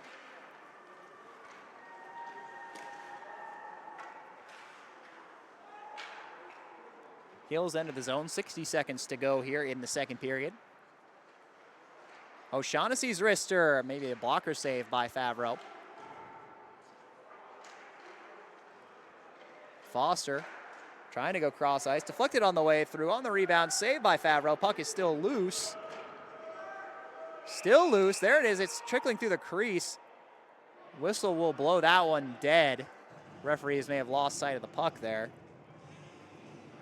11 seconds of man advantage to go for UNC.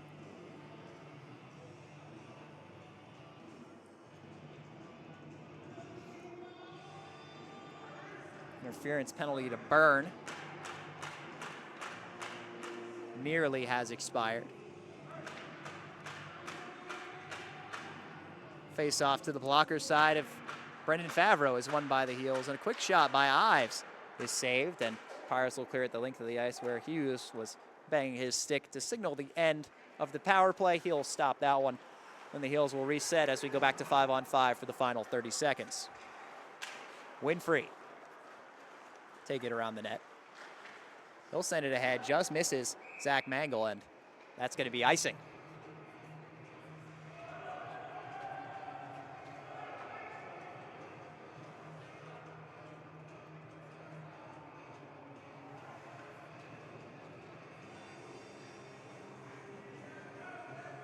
Perhaps one more chance for the ECU Pirates here in the second period. Trailing 4-1. They've got the offensive zone draw here. They'll lose out to the Heels. Just trying to clear the zone once more. See if they can get a chance of their own. O'Shaughnessy trying to split a couple of defenders. Cannot do so. Downs can't get loose. 2 seconds. Final couple ticks running off the clock, and that'll do it for period 2. So a lot of action in this one, some physicality, couple hits, couple goals, lots of penalty minutes. And at the end of it all, we've got 4-1 UNC as your score after 40. So we'll take a short break here. When we come back, some more intermission analysis. We'll recap everything that's happened so far and get you ready for the final frame. Last week, Brandon met a girl on a dating app. One day after work, he finally found the courage to ask her out. No answer. He started to panic. Was he being too pushy? Maybe it was too... Hey, sorry I didn't respond. I was driving. I would love to go on a date. How does tonight sound? Brandon tried to play it cool, but inside he knew. A girl so smart, so responsible. She must be a keeper. Hey, Bobo, do trees tell each other stories? I'm sorry. I'm afraid I don't know that. Hey, why don't we go find out? Listen. Can birds draw pictures? I don't have an answer for that. Dad, do stars visit their friends? Look!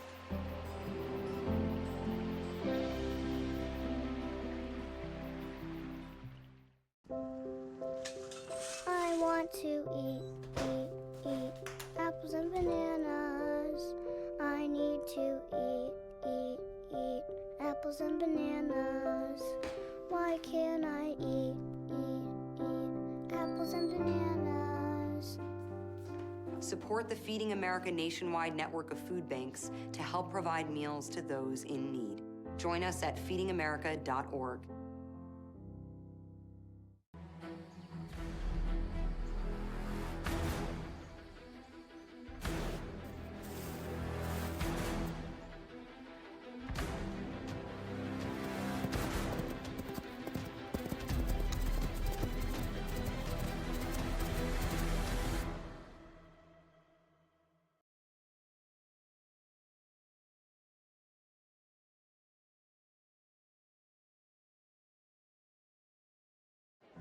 The black truck? Hey, Christina from accounting. Yeah, hi. Hey, I used to date a girl named Christina. Oh, really? Yeah, and then she dumped me for my best friend. You want to see some photos of them that I took? I don't. I thought we talked about this, buddy. Buzz and overshared again? Yeah. Yeah. I'm gonna call a car. That's a smart idea. So yeah, I know, that's why I did it. Hey, you're gonna get back to the top of the mountain. Does that mean I'm gonna get back with Christina? No. Oh. No. My Shiro doesn't always wear a cape, but she always has time for a hug, a smile, for going the extra mile. My Shiro stretches every dollar, puts in long hours, puts others first. But now it's your time, Mom. When you're ready to retire, we want you to be able to enjoy it. It's time to start saving now. A free 3-minute online chat can give you the personalized tips you need to start boosting your retirement savings today. Visit aceyourretirement.org/Shiro. Welcome back inside the Orange County Sportsplex, where the UNC Tar Heels hold a 4-1 advantage over the ECU Pirates after 40 minutes of play. And what has been a bit of a bizarre game, a lot of strange penalties being handed out, lots of 5-minute majors. There have been 3 ejections in this game already. A lot of shorthanded goals, just all kinds of action. So, I mean, if you're a hockey fan, there's a lot to see, a lot of entertainment going on in this one. Just to recap what's happened so far in the first period, 2 goals from the Tar Heels. First, Noah Friedman got them on the board on a rebound, simply tapping it in left side of the goal line to make it 1-0. And then Henry Foster with a shorthanded highlight. You should definitely check out if you could find that one. A great chip along the boards to himself and then dangled the last remaining defender to make it 2-0 before the expiration of that first period. So then with the 2-0 lead, the Tar Heels come out and they're met with a lot of energy from the ECU Pirates, and yet they're able to make it a 3-0 game on the power play. A great saucer pass from Friedman to Foster made it 3-0, but then the Pirates responded with a Caleb Downs goal to make it 3-1, and then things kind of went off the rails from there. A couple of 5-minute majors assessed, some hits to the head, which the ACHA is very strict when it comes to any sort of fighting, any sort of punching, hits to the head. You'll often see a very strict response. Lots of penalties handed out for infractions of that nature. So in the process, North Carolina first lost Brian Hogan for a check to the head. ECU was not able to convert on that 5-minute power play. Then later on in the period, actually during that penalty kill, Henry Foster added his second shorthanded goal of the night, made it a hat trick for the captain, and that made it 4-1. And then later on in the period, a hit from behind was laid by Alex Foster of ECU, and he was ejected. But then from the remaining skirmish, Dan O'Hare was ejected for the Tar Heels, and the Tar Heels ended up coming away with the only penalty of that whole sequence of events, just a 2-minute minor. Not sure exactly what the penalty was assessed for, but ECU was unable to convert on the ensuing power play, so the score remained the same. And then at the end of the 40 minutes, that's where we are now. 4-1 is the score. Tar Heels leading here at home.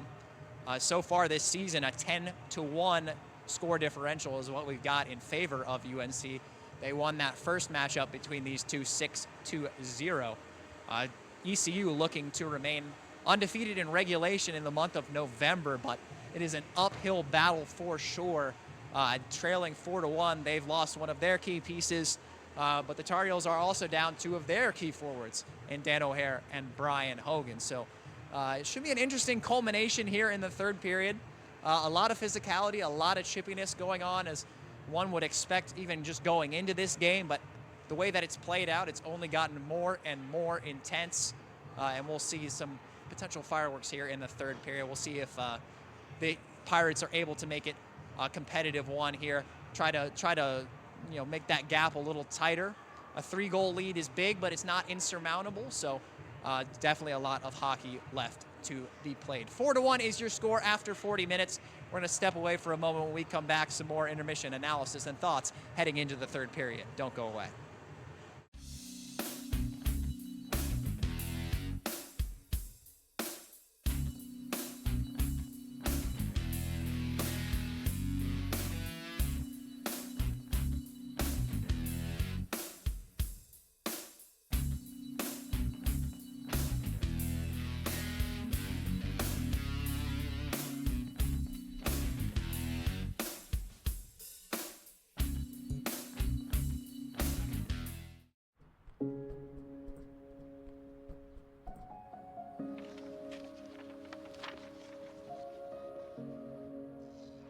Dear moms and dads, we know it's not always been easy,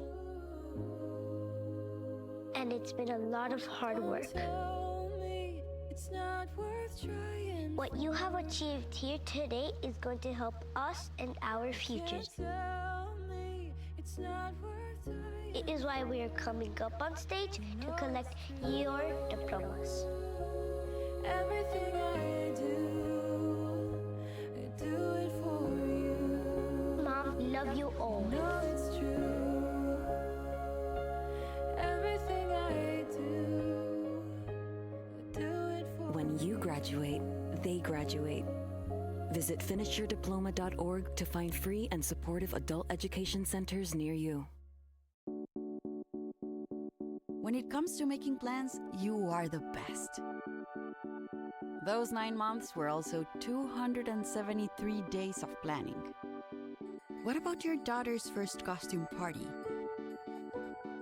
It was out of this world. And let's not forget those barbecues you plan in detail for your family and your more vegetarian by the day best friends. That surprise party for your parents' golden anniversary? You get the golden planning.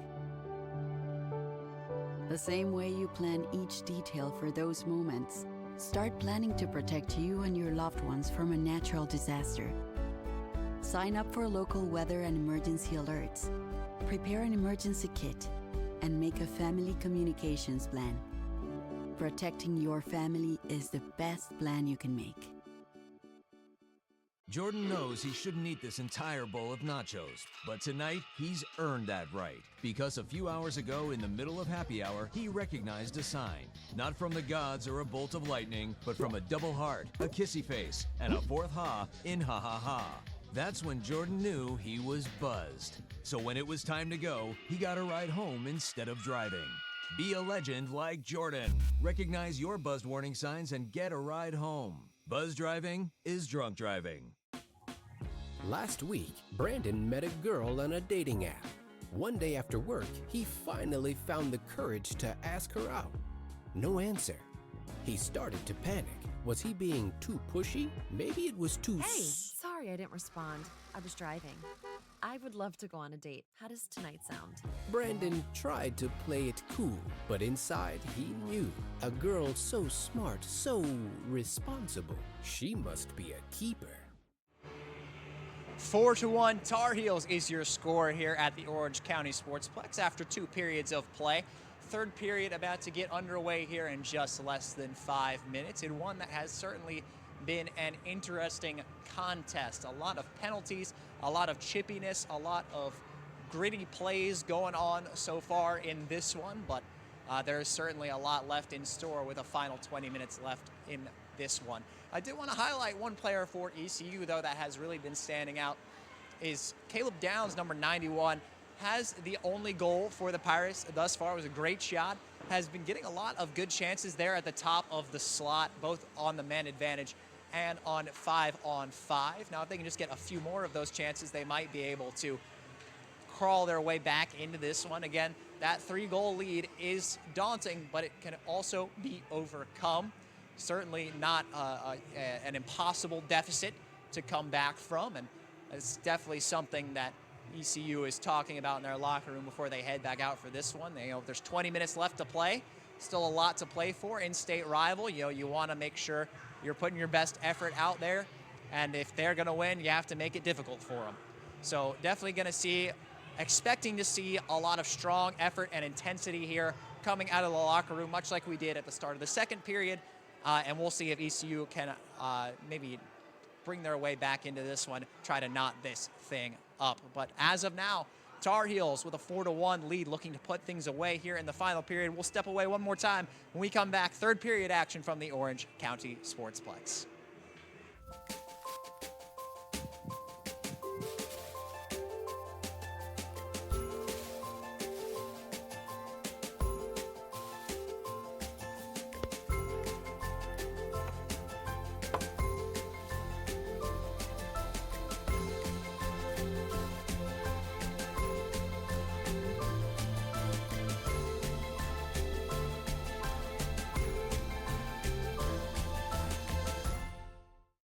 Advice for future agents. Oh, hold on to your seat, guys.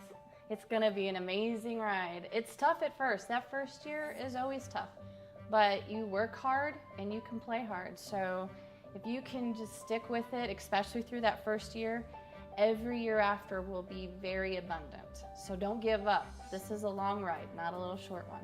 You come to us with a license, a phone, a car, a laptop, work ethic and personality, and your businesses can grow from there. The foundation, the leads, the leadership. I feel like the leadership here is great at Health Markets, and I'm very happy to be here. It's a great opportunity for any individual that would like to be in sales. Do not minimize the power of the collective. When one has an issue, we all work on it and we figure it out. And that was something that was unique to me, to be in a room where everybody's competitive, but yet Health Market structure is such that you encourage and help each other. Through the lead system they have, there's no competition. As a matter of fact, it could probably double agents and still not satisfy the need that today's consumer has for accurate health insurance information. There's no concern on any of our part. As a matter of fact, we just can't get to all the clients. So come on in, the water's fine. It's your choice how you want to take your business, where you want to do it, how you want to grow it. It's your baby.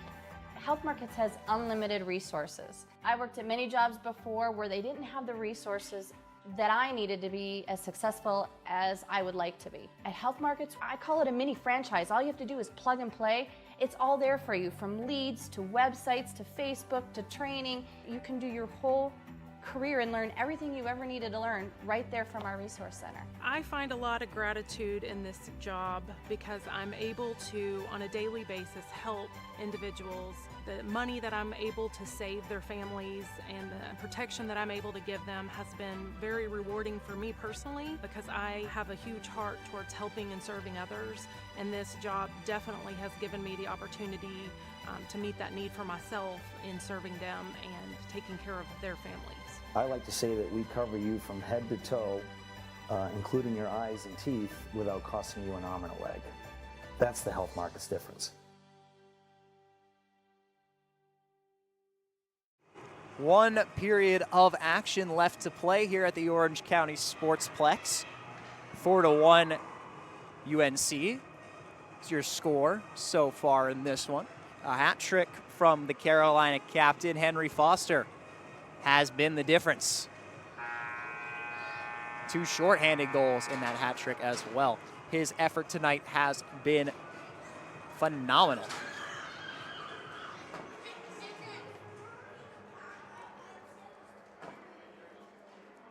Some final words from the coaches before we get this final frame underway. The effort from ECU goaltender Brendan Favreau has been excellent, and Joel Hughes, despite seeing a little less action at his end of the ice, he has been stellar as well.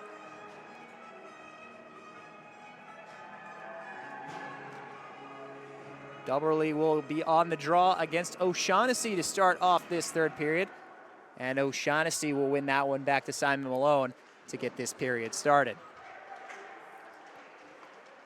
O'Shaughnessy now racing in. He'll drop it off. Quick wrister from Mangle goes just wide.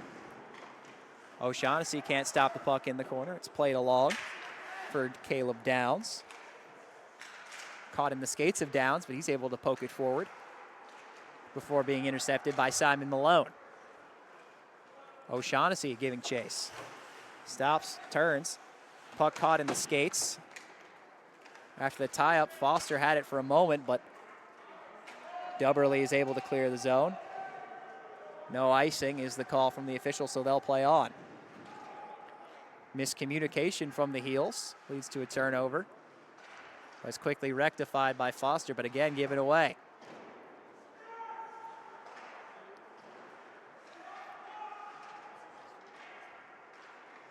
Puck battle in the corner. It's back to Robbins at the point. He tries to chip it forward. O'Shaughnessy there to seal it off for the Heels. It goes wide to Foster. Looks like he's just going to cross-corner dump this one in and go for a change. Long first shift for the Heels. O'Shaughnessy still out there. He goes to after the puck. Looks as if he's just gotten on the ice.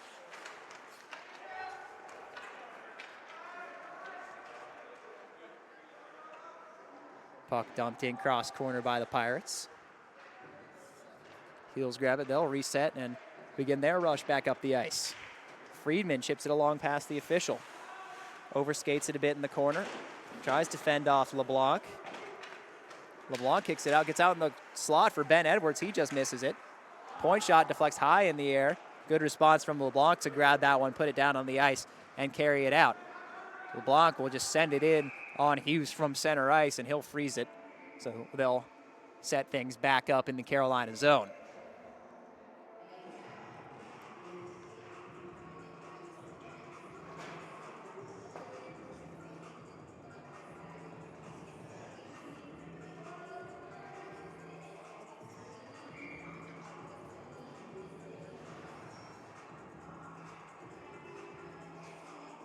Face off now to the blocker side of Joel Hughes. It's quickly won back in a one-time shot. Toe save by Hughes. Was sliding over to his left. If he had been a little quicker, that may have gone in the back of the net. The Williford one-timer was accurate, but the long legs of Hughes able to fend that off. Long flip will deflect off the American flag hanging from the ceiling here at the Sportsplex. That'll result in the whistle. Puck going off the ceiling will always result in a stoppage.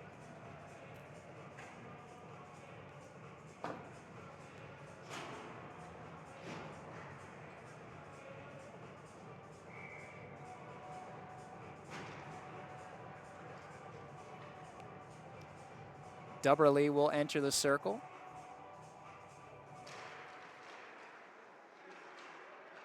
Tie up the draw. Long wrister. Goes wide. Pass out in front, looking for a tip. Again, just can't get it on net. Out in front now, taken around behind the cage. Will be sent up to the point. A shot saved by Hughes.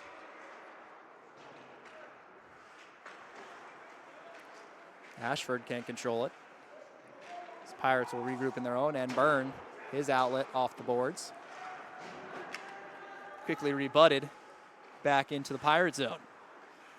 Byrne trying to shake some of this pressure. Gets it to DePerno. DePerno, indirect pass, getting it in deep. Hughes will play it, and he may have entered offsides, did the Pirates.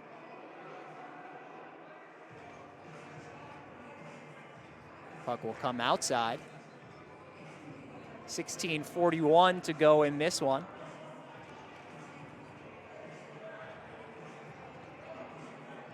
It's actually icing against the Pirates. So all the way back into the ECU end. Officials making sure everyone who was on the ice for that remains on the ice on the ECU side. O'Shaughnessy comes away with the puck off the draw.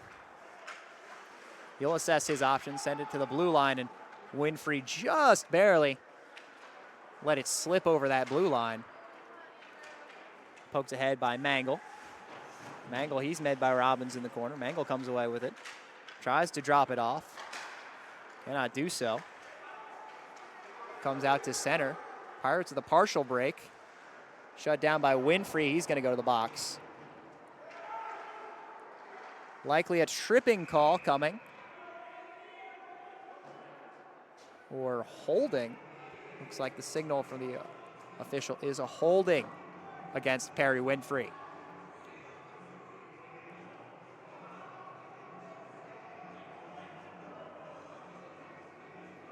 So another power play chance for ECU.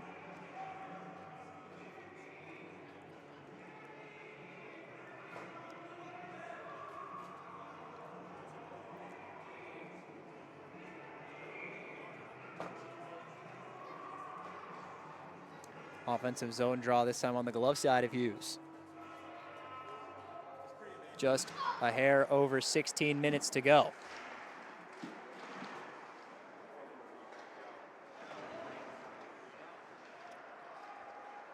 Heels will carry this one, but will not escape the zone.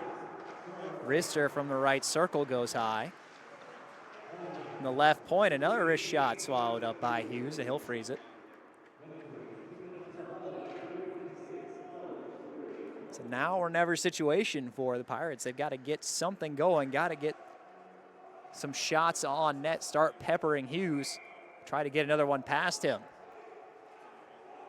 And they know this power play is as good a chance as any.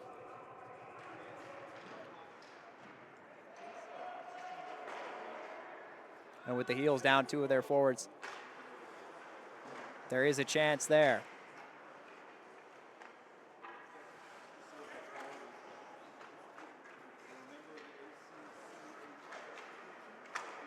They'll still have to solve the UNC defenses here as they enter the zone, are quickly turned away. And they'll still have to beat Henry Foster. There he is getting a stick on that clearing attempt from Favreau, and he is just putting in an incredible work rate for UNC. Sometimes when you get a big lead, sometimes you can take your foot off the gas and maybe coast around a bit, but that has not been the case for Foster whatsoever. He receives the puck again now at center, carrying it into the ECU zone. His wrist shot is deflected. O'Shaughnessy gloved it down, almost deflected it in out of the air. Pirates now with some time to regroup here on the power play. 32 seconds left on that man advantage. Brought in deep behind the UNC cage. Up to the point now. LeBlanc, his slapper, another toe save, rebound backhander. Appears to have missed the net. And it will just go past the blue line, so they'll have to tag up.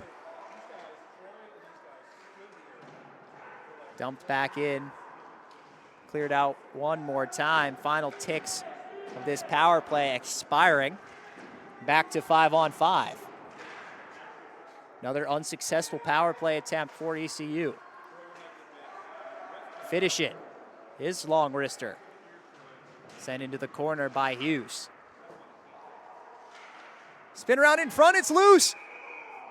What's the call? No signal from the official, no goal, so it looked like it might have snuck through the 5-hole and gone in, but Hughes able to recover and keep that one out. Bit of a miscue. Puck coming from a strange angle. Hughes was not prepared for that.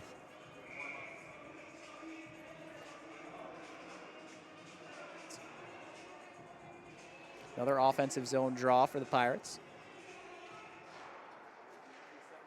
Face off won by the Tar Heels. Kendrick Holmes' clearing attempt takes a strange bounce. Heels will now carry it out of the zone. Here comes Mahan. He fires one. Short side was left open,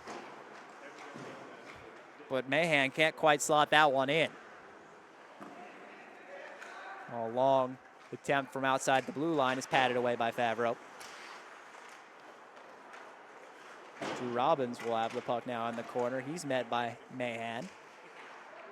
That Tar Heel forecheck still bringing the energy late in this one. Oh, stolen by Mahan, but quickly he was stripped of the puck. Knuckle puck slap shot is blocked on the way through. Heels keep it in. They'll send it all the way around. Mahan giving chase. They'll try to lay a hit on Mullinex. Mullinex, one of the seniors on this Pirate squad.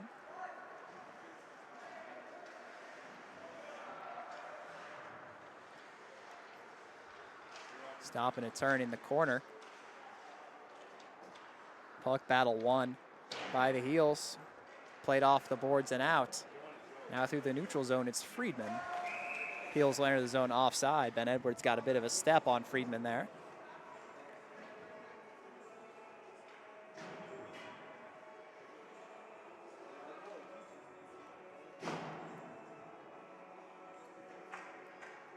Tar Heel football team is in action right now over at Kenan Stadium. They got a 17-7 lead at halftime. Hockey team looking to get things done here at the Orange County Sportsplex.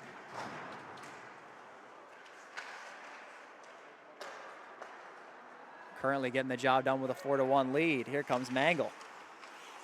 Mangle backhand pass out in front, sticked away by Favreau. Long pass attempt, knocked out and carried out of danger by Malone. Foster playing it along for O'Shaughnessy with a dangle, but he just overskated the puck. Chance for the trailing Mangle was saved by Favreau. Heels maintain control. One-time shot, flash of the glove from Favreau.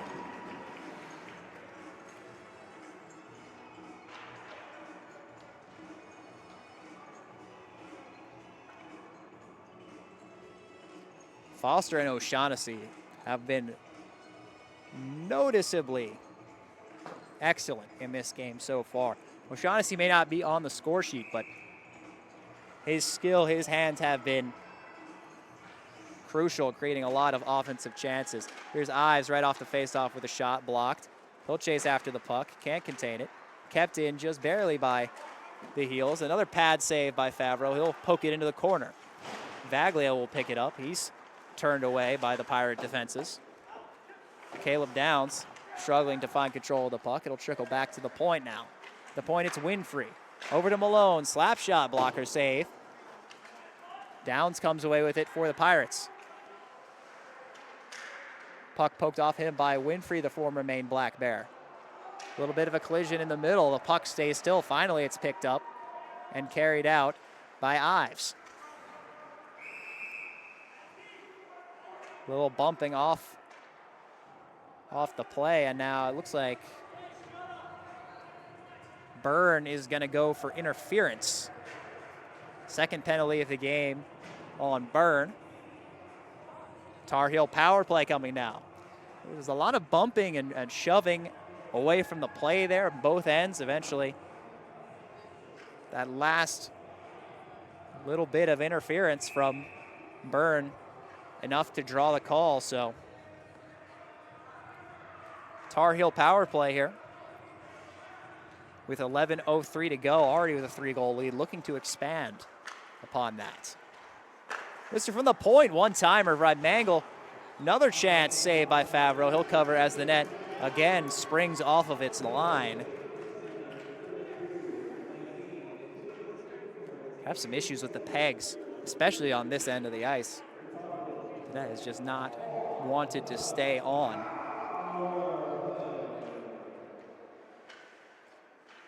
Foster will take the draw here for the Heels. They'll win it, but quickly Robbins swoops in to send it the length of the ice.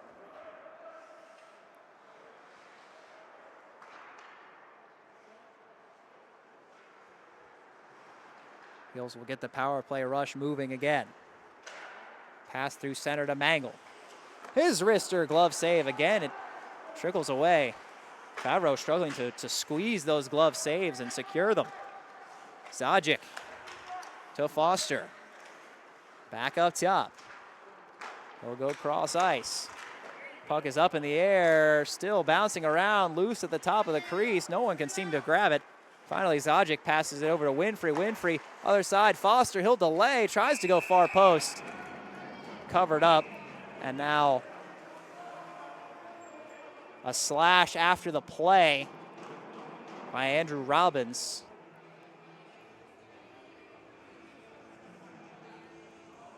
And he is going to go to the box. Right in front of the officials there. They're not going to let that one slide. So it'll be 5-on-3 for 1 minute and 6 seconds.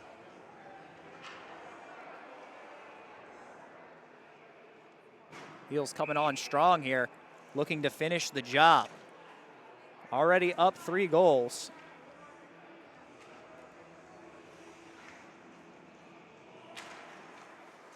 Tie up in the dot between Friedman and Dubberly. Gets back to the point for Simon Malone. His slap shot tipped on the way through and saved by Favreau.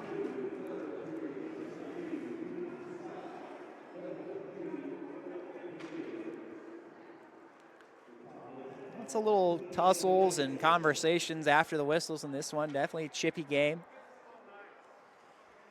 Already 3 players ejected, 2 for the Heels, 1 for the Pirates. Has been action-packed. Dubberly and Friedman. Back in the dot.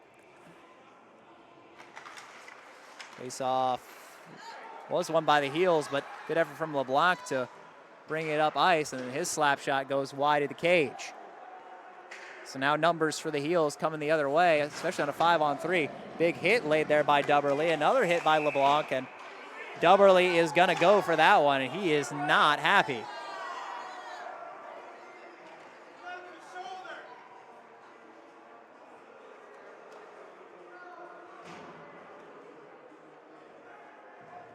Perhaps some frustrations coming out for ECU here in this final period. It's a questionable hit. I could have seen it going either way. ACHA officials, though, will not let that slide, so. Not sure what the official call was, either a check from behind or boarding, a cross check. It actually looks like Dubberly is also being ejected. So Dubberly heading for the locker room. Now 2 from each side have been ejected from this one. A lot of chippiness in this game. That is to be certain. 9 minutes and 40 seconds to go in this one.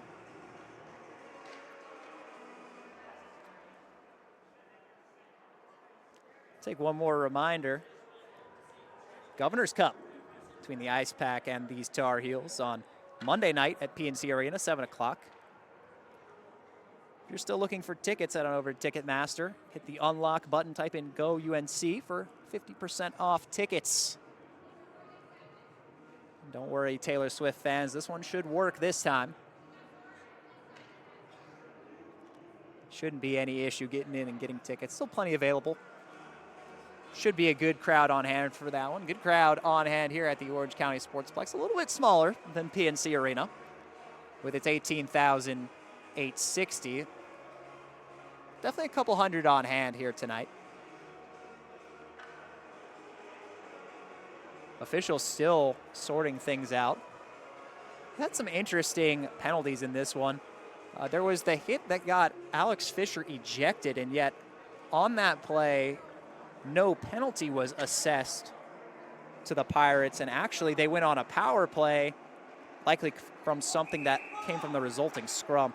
Things finally sorted out. We'll see what the full penalty situation is here in a moment. Only 2 spots for penalties on the scoreboard, so impossible to tell. On the power play now, Heels get it in the slot. Shot from Mangle swallowed up by Favreau.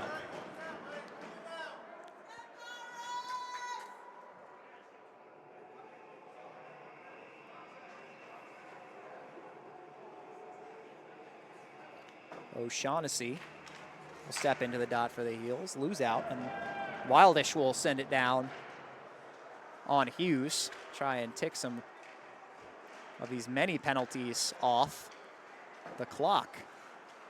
Mangle now with some speed on the left side. He'll bring it around the net. Throw it up top. Cross for Winfrey. Winfrey gives it back to Zajic. Back to Winfrey. His one-time shot hits a teammate on the way through. Pirates are able to clear. Hughes feeling emboldened to come well out of that net on this 5-on-3 advantage. Knows he's not likely to face any pressure. Here's Mangle in the slot. His quick shot off the crossbar will stay in play. Nearly hit the mesh, but is just able to stay in. So now Winfrey will drop it off for Zajic. Zajic, he'll fire wrister and score! Florian Zajic with a wicked wrister, making it 5-1 UNC. LeBlanc was upset.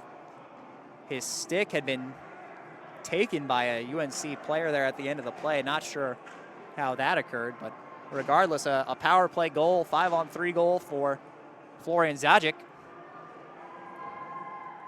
Now we see a 5-minute major was assessed on that last penalty, so a majority of this game will be spent, maybe just under a majority of the remainder will be spent on the power play for the Heels. It's 4:37 remaining on that penalty.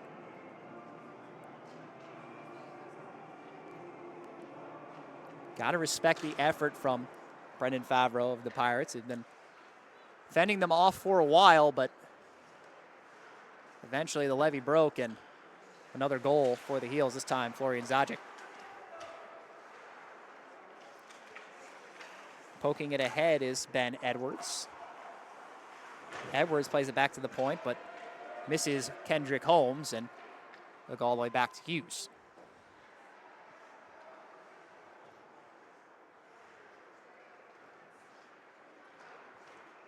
Heels looking to set up another power play rush. Kendrick Holmes on the backhand, carries it in. Heels are turned away. Wrister from Friedman is blockered away.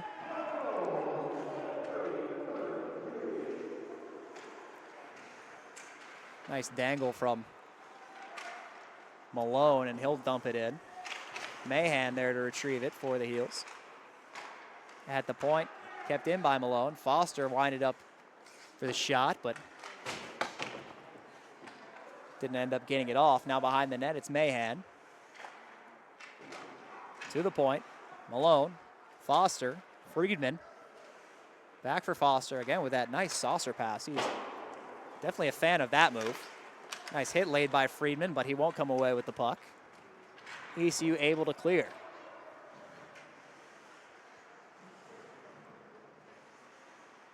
Foster will wait in his own end for things to reset and make some line changes. And then they'll go at it once more. Winfrey spinning around, rethinking his exit, and here he goes. Winfrey with speed, he'll carry it all the way in. He'll dangle a defender, go in on goal, throw a backhander on. Pad save by Favreau. Winfrey nearly went coast to coast for the goal there. Little one-time shot, flipped on net, deflected away and out of the zone. O'Shaughnessy now will rev things up. O'Shaughnessy taking it outside, will stop and turn.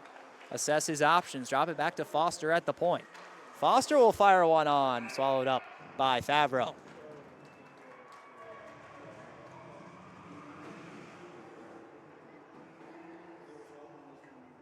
Two minutes and 12 seconds remaining on that penalty to Dubberly.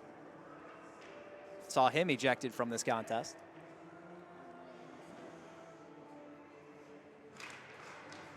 Face off won by the Heels. One-time shot deflects just wide.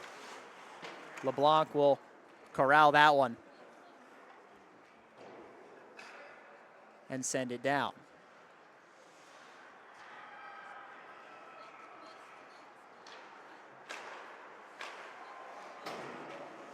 Heels try a cross ice pass, quickly denied by DePerno. Hughes will wait for downs before sending it past him and hoping to set up another UNC rush, but that one's going to go all the way down into ECU ice, and that's actually going to be icing.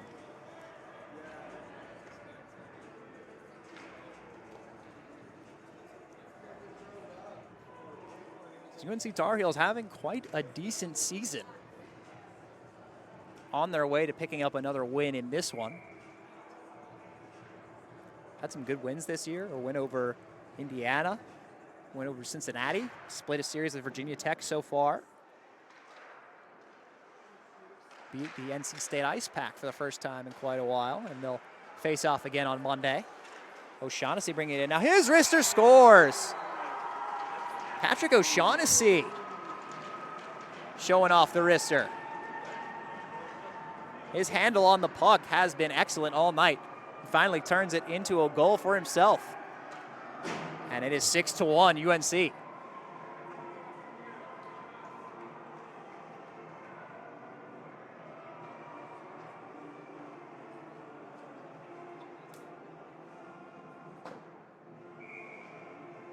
It's a fitting conclusion for his night.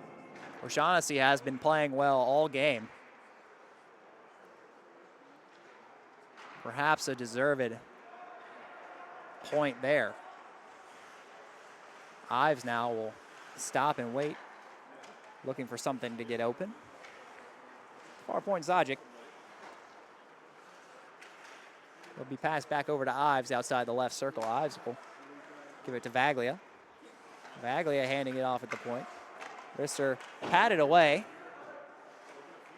Heels maintain control. Vaglia to Zajic.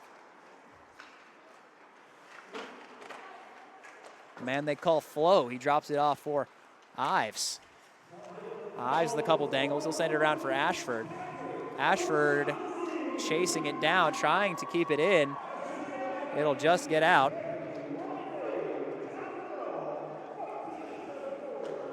Dropped off for Ives again. He'll take a tumble.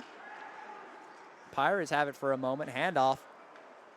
Pirate was going for a change, but ended up jumping in on the rush. He's turned away. Ives clears it ahead, looking for Ben Edwards. Edwards unable to receive that one. ECU will send it down the length of the ice. No icing is the call. Malone gets turned around, so the Pirates maintain control, and that is another hit from behind into the boards. This could be another penalty. Wouldn't be surprised if this results in another ejection. There have already been 4 in this game alone.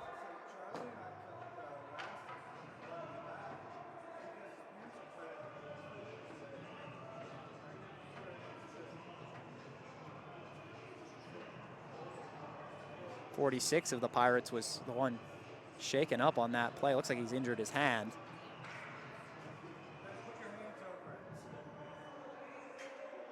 So let's see what the result of this one is.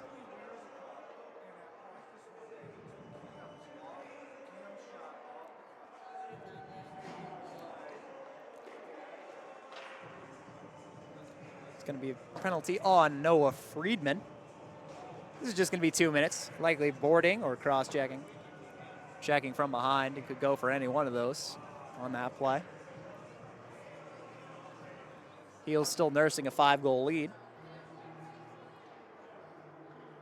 But another Pirate power play. Largely struggled, as they have most of the night, but man advantage, good opportunity to get something on the board.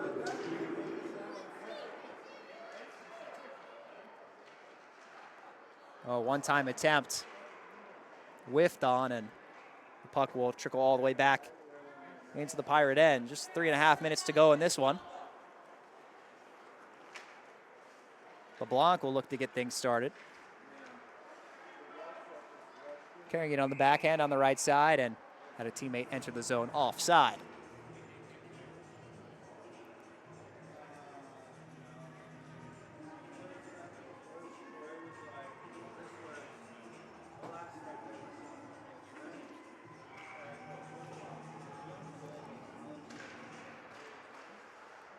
Face off outside the UNC zone, won by the Pirates. They'll send it cross ice.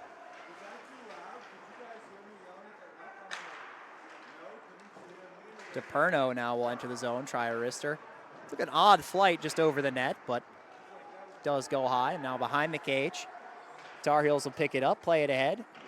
Chipped ahead into the neutral zone, where Mangle will pick it up with some speed, try to take it wide on his forehand. Foster trailing behind him. Foster with 2 shorthanded goals tonight already. And he'll make a smart play, shovel this one all the way back into his own end for a teammate, and salt a few more seconds off of this penalty. Now a long stretch pass gets deflected along the way. We'll go towards the outside of the cage where it's poked along by Favreau. Heels intercept. Ives throws it out in front looking for Foster. Foster nearly had a shot for his 3rd shorthanded goal of the night there, but couldn't find the Ives pass. Chipped into the Tar Heel zone.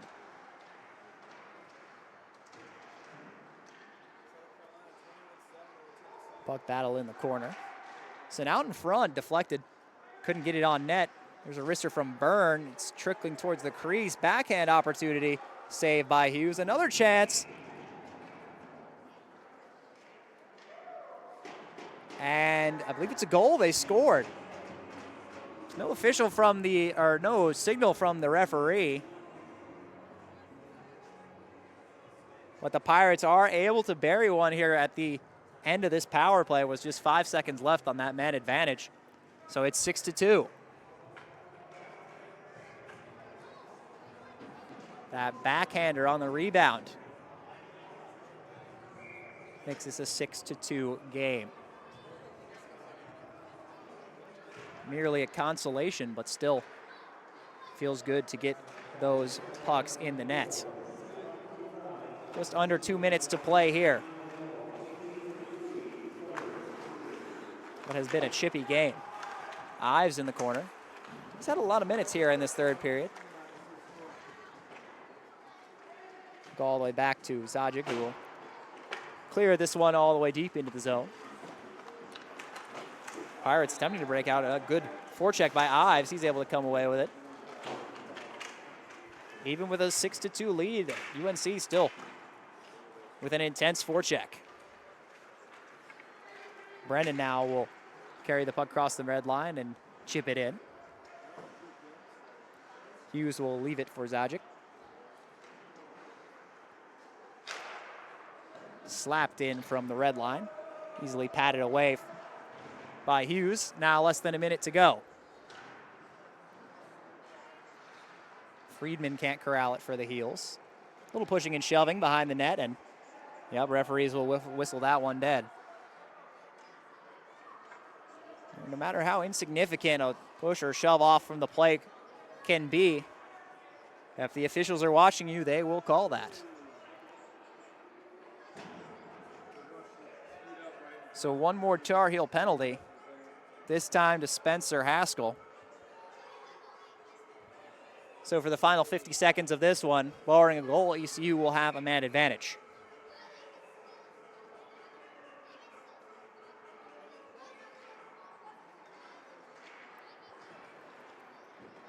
Tar Heel coach Jeff Oakman, he'll be certainly satisfied with the win, but we'll ask him post-game.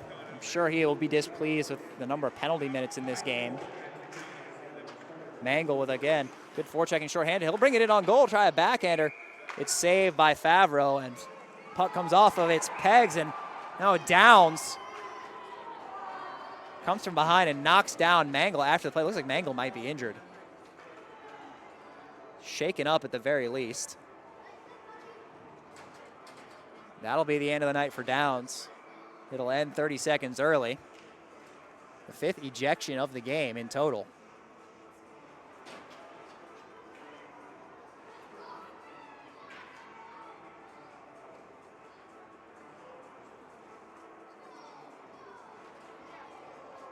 Some grit and some chippiness never hurts, but there is a limit.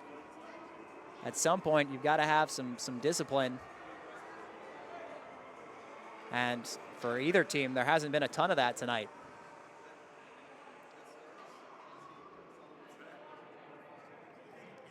Lots of penalties handed down on both sides.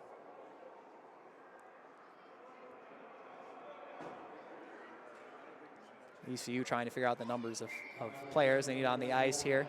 There will be, of course, a penalty assessed for that. Hit well after the whistle. 4-on-4 now for the remainder of the game.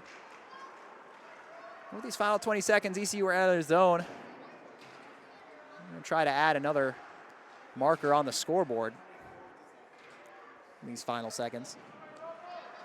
Both coaches probably happy this is coming to a merciful end before anyone else gets hurt or ejected. As the final 3 seconds tick off the clock here, that will do it. UNC with a dominant 6-2 victory over an in-state opponent, the ECU Pirates, in what was a bizarre game, a lot of chippiness, a lot of physicality, but at the end of the day, some great offensive skills showcased by the Heels, and ECU just not able to handle the aggressive forecheck and puck pressure from UNC. So the Tar Heels come away with a 6-2 victory. And we'll step aside here for just a bit. When we come back, we'll hope to talk to UNC coach Jeff Volkman, get his final thoughts on tonight's performance, and hear from him ahead of a big clash coming up on Monday night at PNC Arena. Don't go away.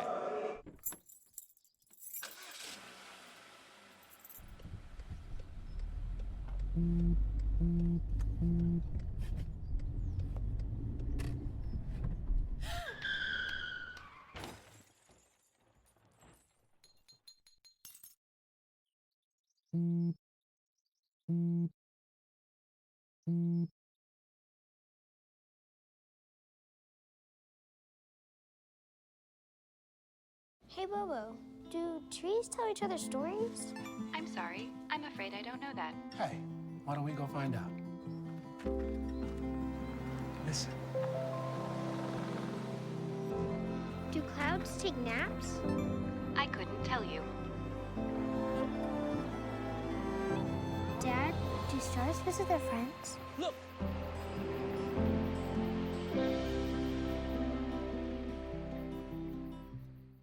If I could be you, and you could be me for just 1 hour. If we could find a way to get inside each other's minds. Walk a mile in my shoes. Walk a mile in my shoes. Well, before you abuse, criticize, and accuse. Walk a mile in my shoes. I don't think that many kids in my son's school even do it. He makes fun of his friend who vapes. He would never try it. She's into soccer. She's on the honor roll. She's just not the type. No way. No way. No way. No way, my kid would never vape. Get your head out of the cloud. Today, nearly 8,000 kids will start vaping. Maybe even yours.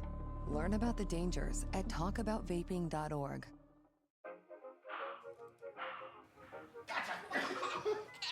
I surrender. All right, pal. Get ready for the day, buddy. Hey, Dad. Hey, Dad. Do we have a gun? What's that? Do we have a gun?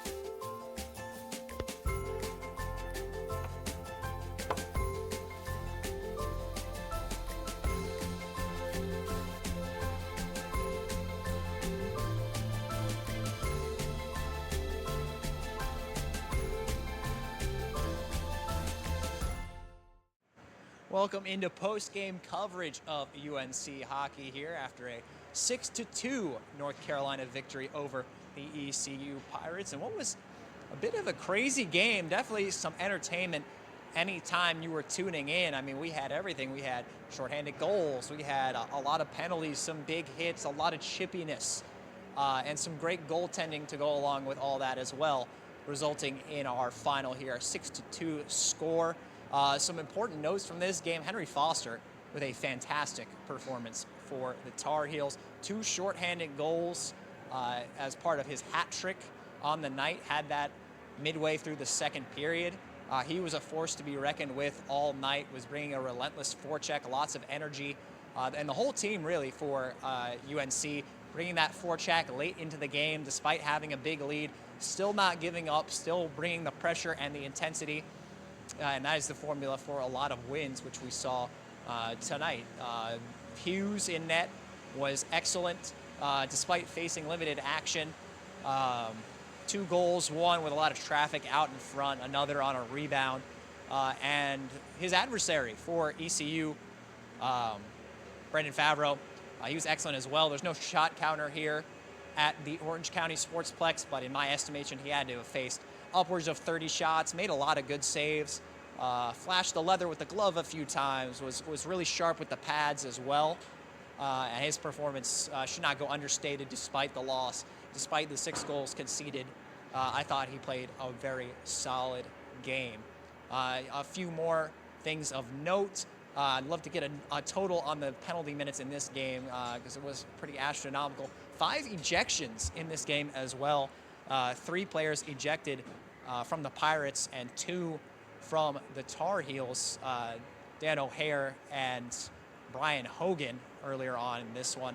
And just some strange scuffles going on as a result of a lot of these hits, resulting in some strange penalties.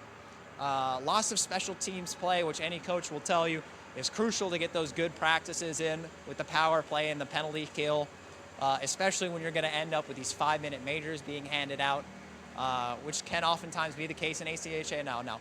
Not as often as we've seen in this game where there were 4 or 5 major penalties handed out, but that special teams play can be crucial, and I think UNC was very dominant, not just in 5v5, but in those special teams opportunities as well. 6-2 your final score here at the Orange County Sportsplex. When we come back, we hope to speak with Jeff Volkman, the head coach of the Tar Heels, about his final impressions on this game and what he's thinking going forward heading into a big Governor's Cup clash with the NC State IceFac.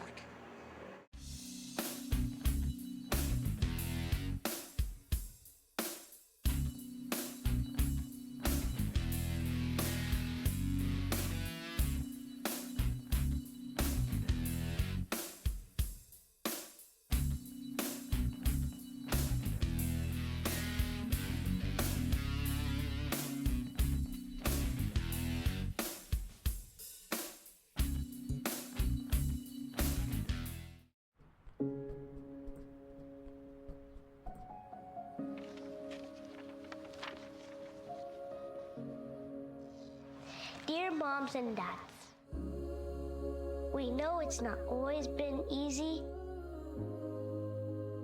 and it's been a lot of hard work. What you have achieved here today is going to help us and our futures. It is why we are coming up on stage to collect your diplomas. Everything I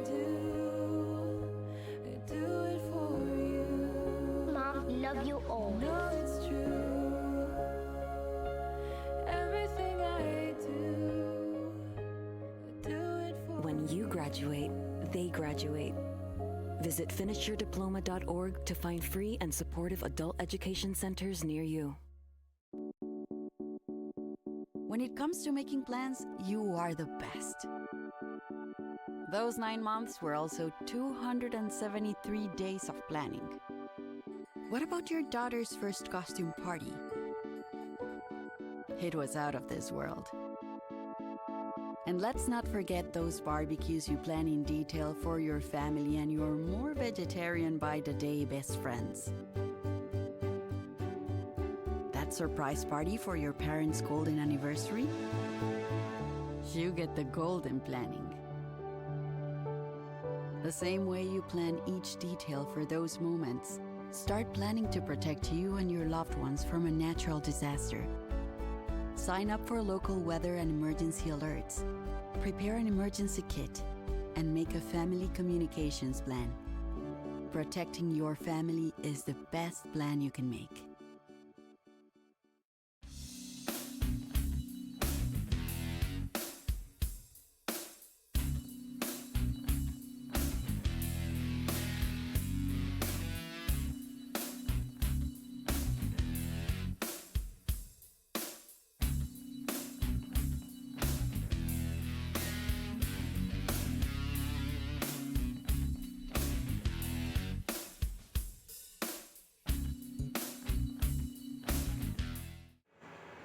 Six to 2 UNC over ECU is your final score after an eventful contest here at the Orange County Sportsplex. Max Gorin here. Delighted to be joining you all here. Yeah, it was a very entertaining hockey game. No matter who you were rooting for, there was definitely some action to be taking in. Just to recap that third period, it was 4-1 after 40 minutes of play.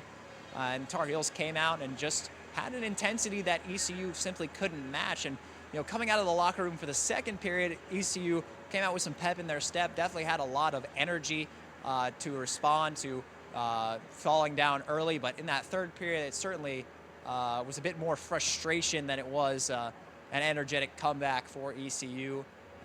North Carolina piling on a couple more goals there in the final frame, and ultimately the frustrations just continued to mount.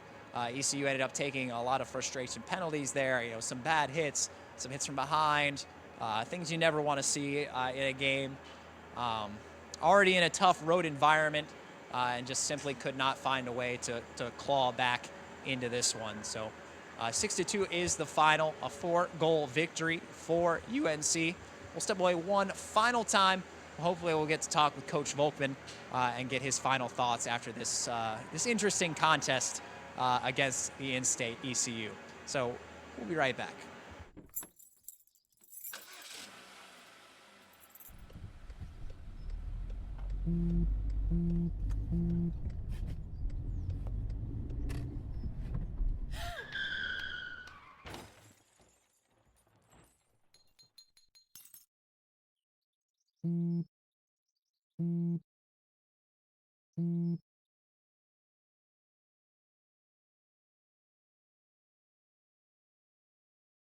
Hey, Bobo, do trees tell each other stories? I'm sorry. I'm afraid I don't know that. Hey, why don't we go find out? Listen. Do clouds take naps? I couldn't tell you.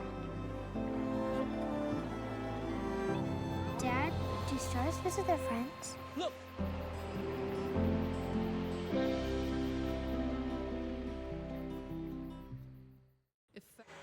Welcome back inside the Orange County Sportsplex, where UNC just secured a 6-2 victory over the ECU Pirates. Joining me now, head coach Jeff Volkman. And coach, it was a crazy game, a chippy game, a lot of penalties going on. Well, what were you seeing out there? What was resulting in all of these 5-minute majors and ejections, and just what are your overall impressions with all the craziness that happened in this one? Yeah, I think it was called a little bit too tight, but we were just on the bench. We were just telling guys to keep their composure, not let the refs get in the game, and that's the worst thing you can do at this point, especially with a big game coming up Monday night. So, you know, it's unfortunate there was a lot of calls, but you know, you have to adapt to that, you know, on the bench, and we did, and we snuck out of this one with a 6-2. And will those players that were ejected, are they going to be available on Monday night, or will the ACHA, does that ejection result in a suspension as well? I have to look at the score sheet to see exactly what they were recorded as, but we're hoping that they can play. I'll have to review the video as well, and we'll go from there. In a tightly called game like this one, you know, special teams obviously becomes an emphasis. When you're practicing things like that, or ever speaking to your team about special teams and practices, you know, what kind of emphasis is placed on that? Is it a very big priority? Are you stressing the importance of special teams when you end up in a game like this? You have to, you know, especially in this league, there's a high volume of penalties, so special teams are very important. And, you know, I'm a coach that stresses the little things, and, you know, we try to tie those in and, you know, have good habits. But, you know, our special teams was good tonight. You know, I was just more worried about the mental game, you know, with the high volume of penalties, and you know, we came out okay. We'll see what the repercussions are in the score sheet. And finally, just wanted to ask you, Henry Foster, you know, 2 shorthanded goals, a hat trick. You know, what more can you say about your captain after that phenomenal performance? Yeah, it was incredible. I believe he might be either leading the nation at this point or one of the top 3 for shorthanded goals. The guy's incredible on the shorthanded. You know, he's just good at reading the play, seeing 2 plays ahead of it. As you saw tonight, 2 of his goals were shorthanded. It's just fun to watch. You know, that's a skill that every coach wants. Thank you, Coach. 6-2, your final score here from the Orange County Sportsplex. That will do it for us here. Thank you all for tuning in. Make sure to check out the Governor's Cup Monday night. Ice Pack and Tar Heels at PNC Arena. One more time, if you haven't gotten your tickets, make sure log on to Ticketmaster, click on Unlock, and type in Go UNC for half-price tickets. 6-2, your final here. UNC over ECU. Thank you for joining us, and have a good night.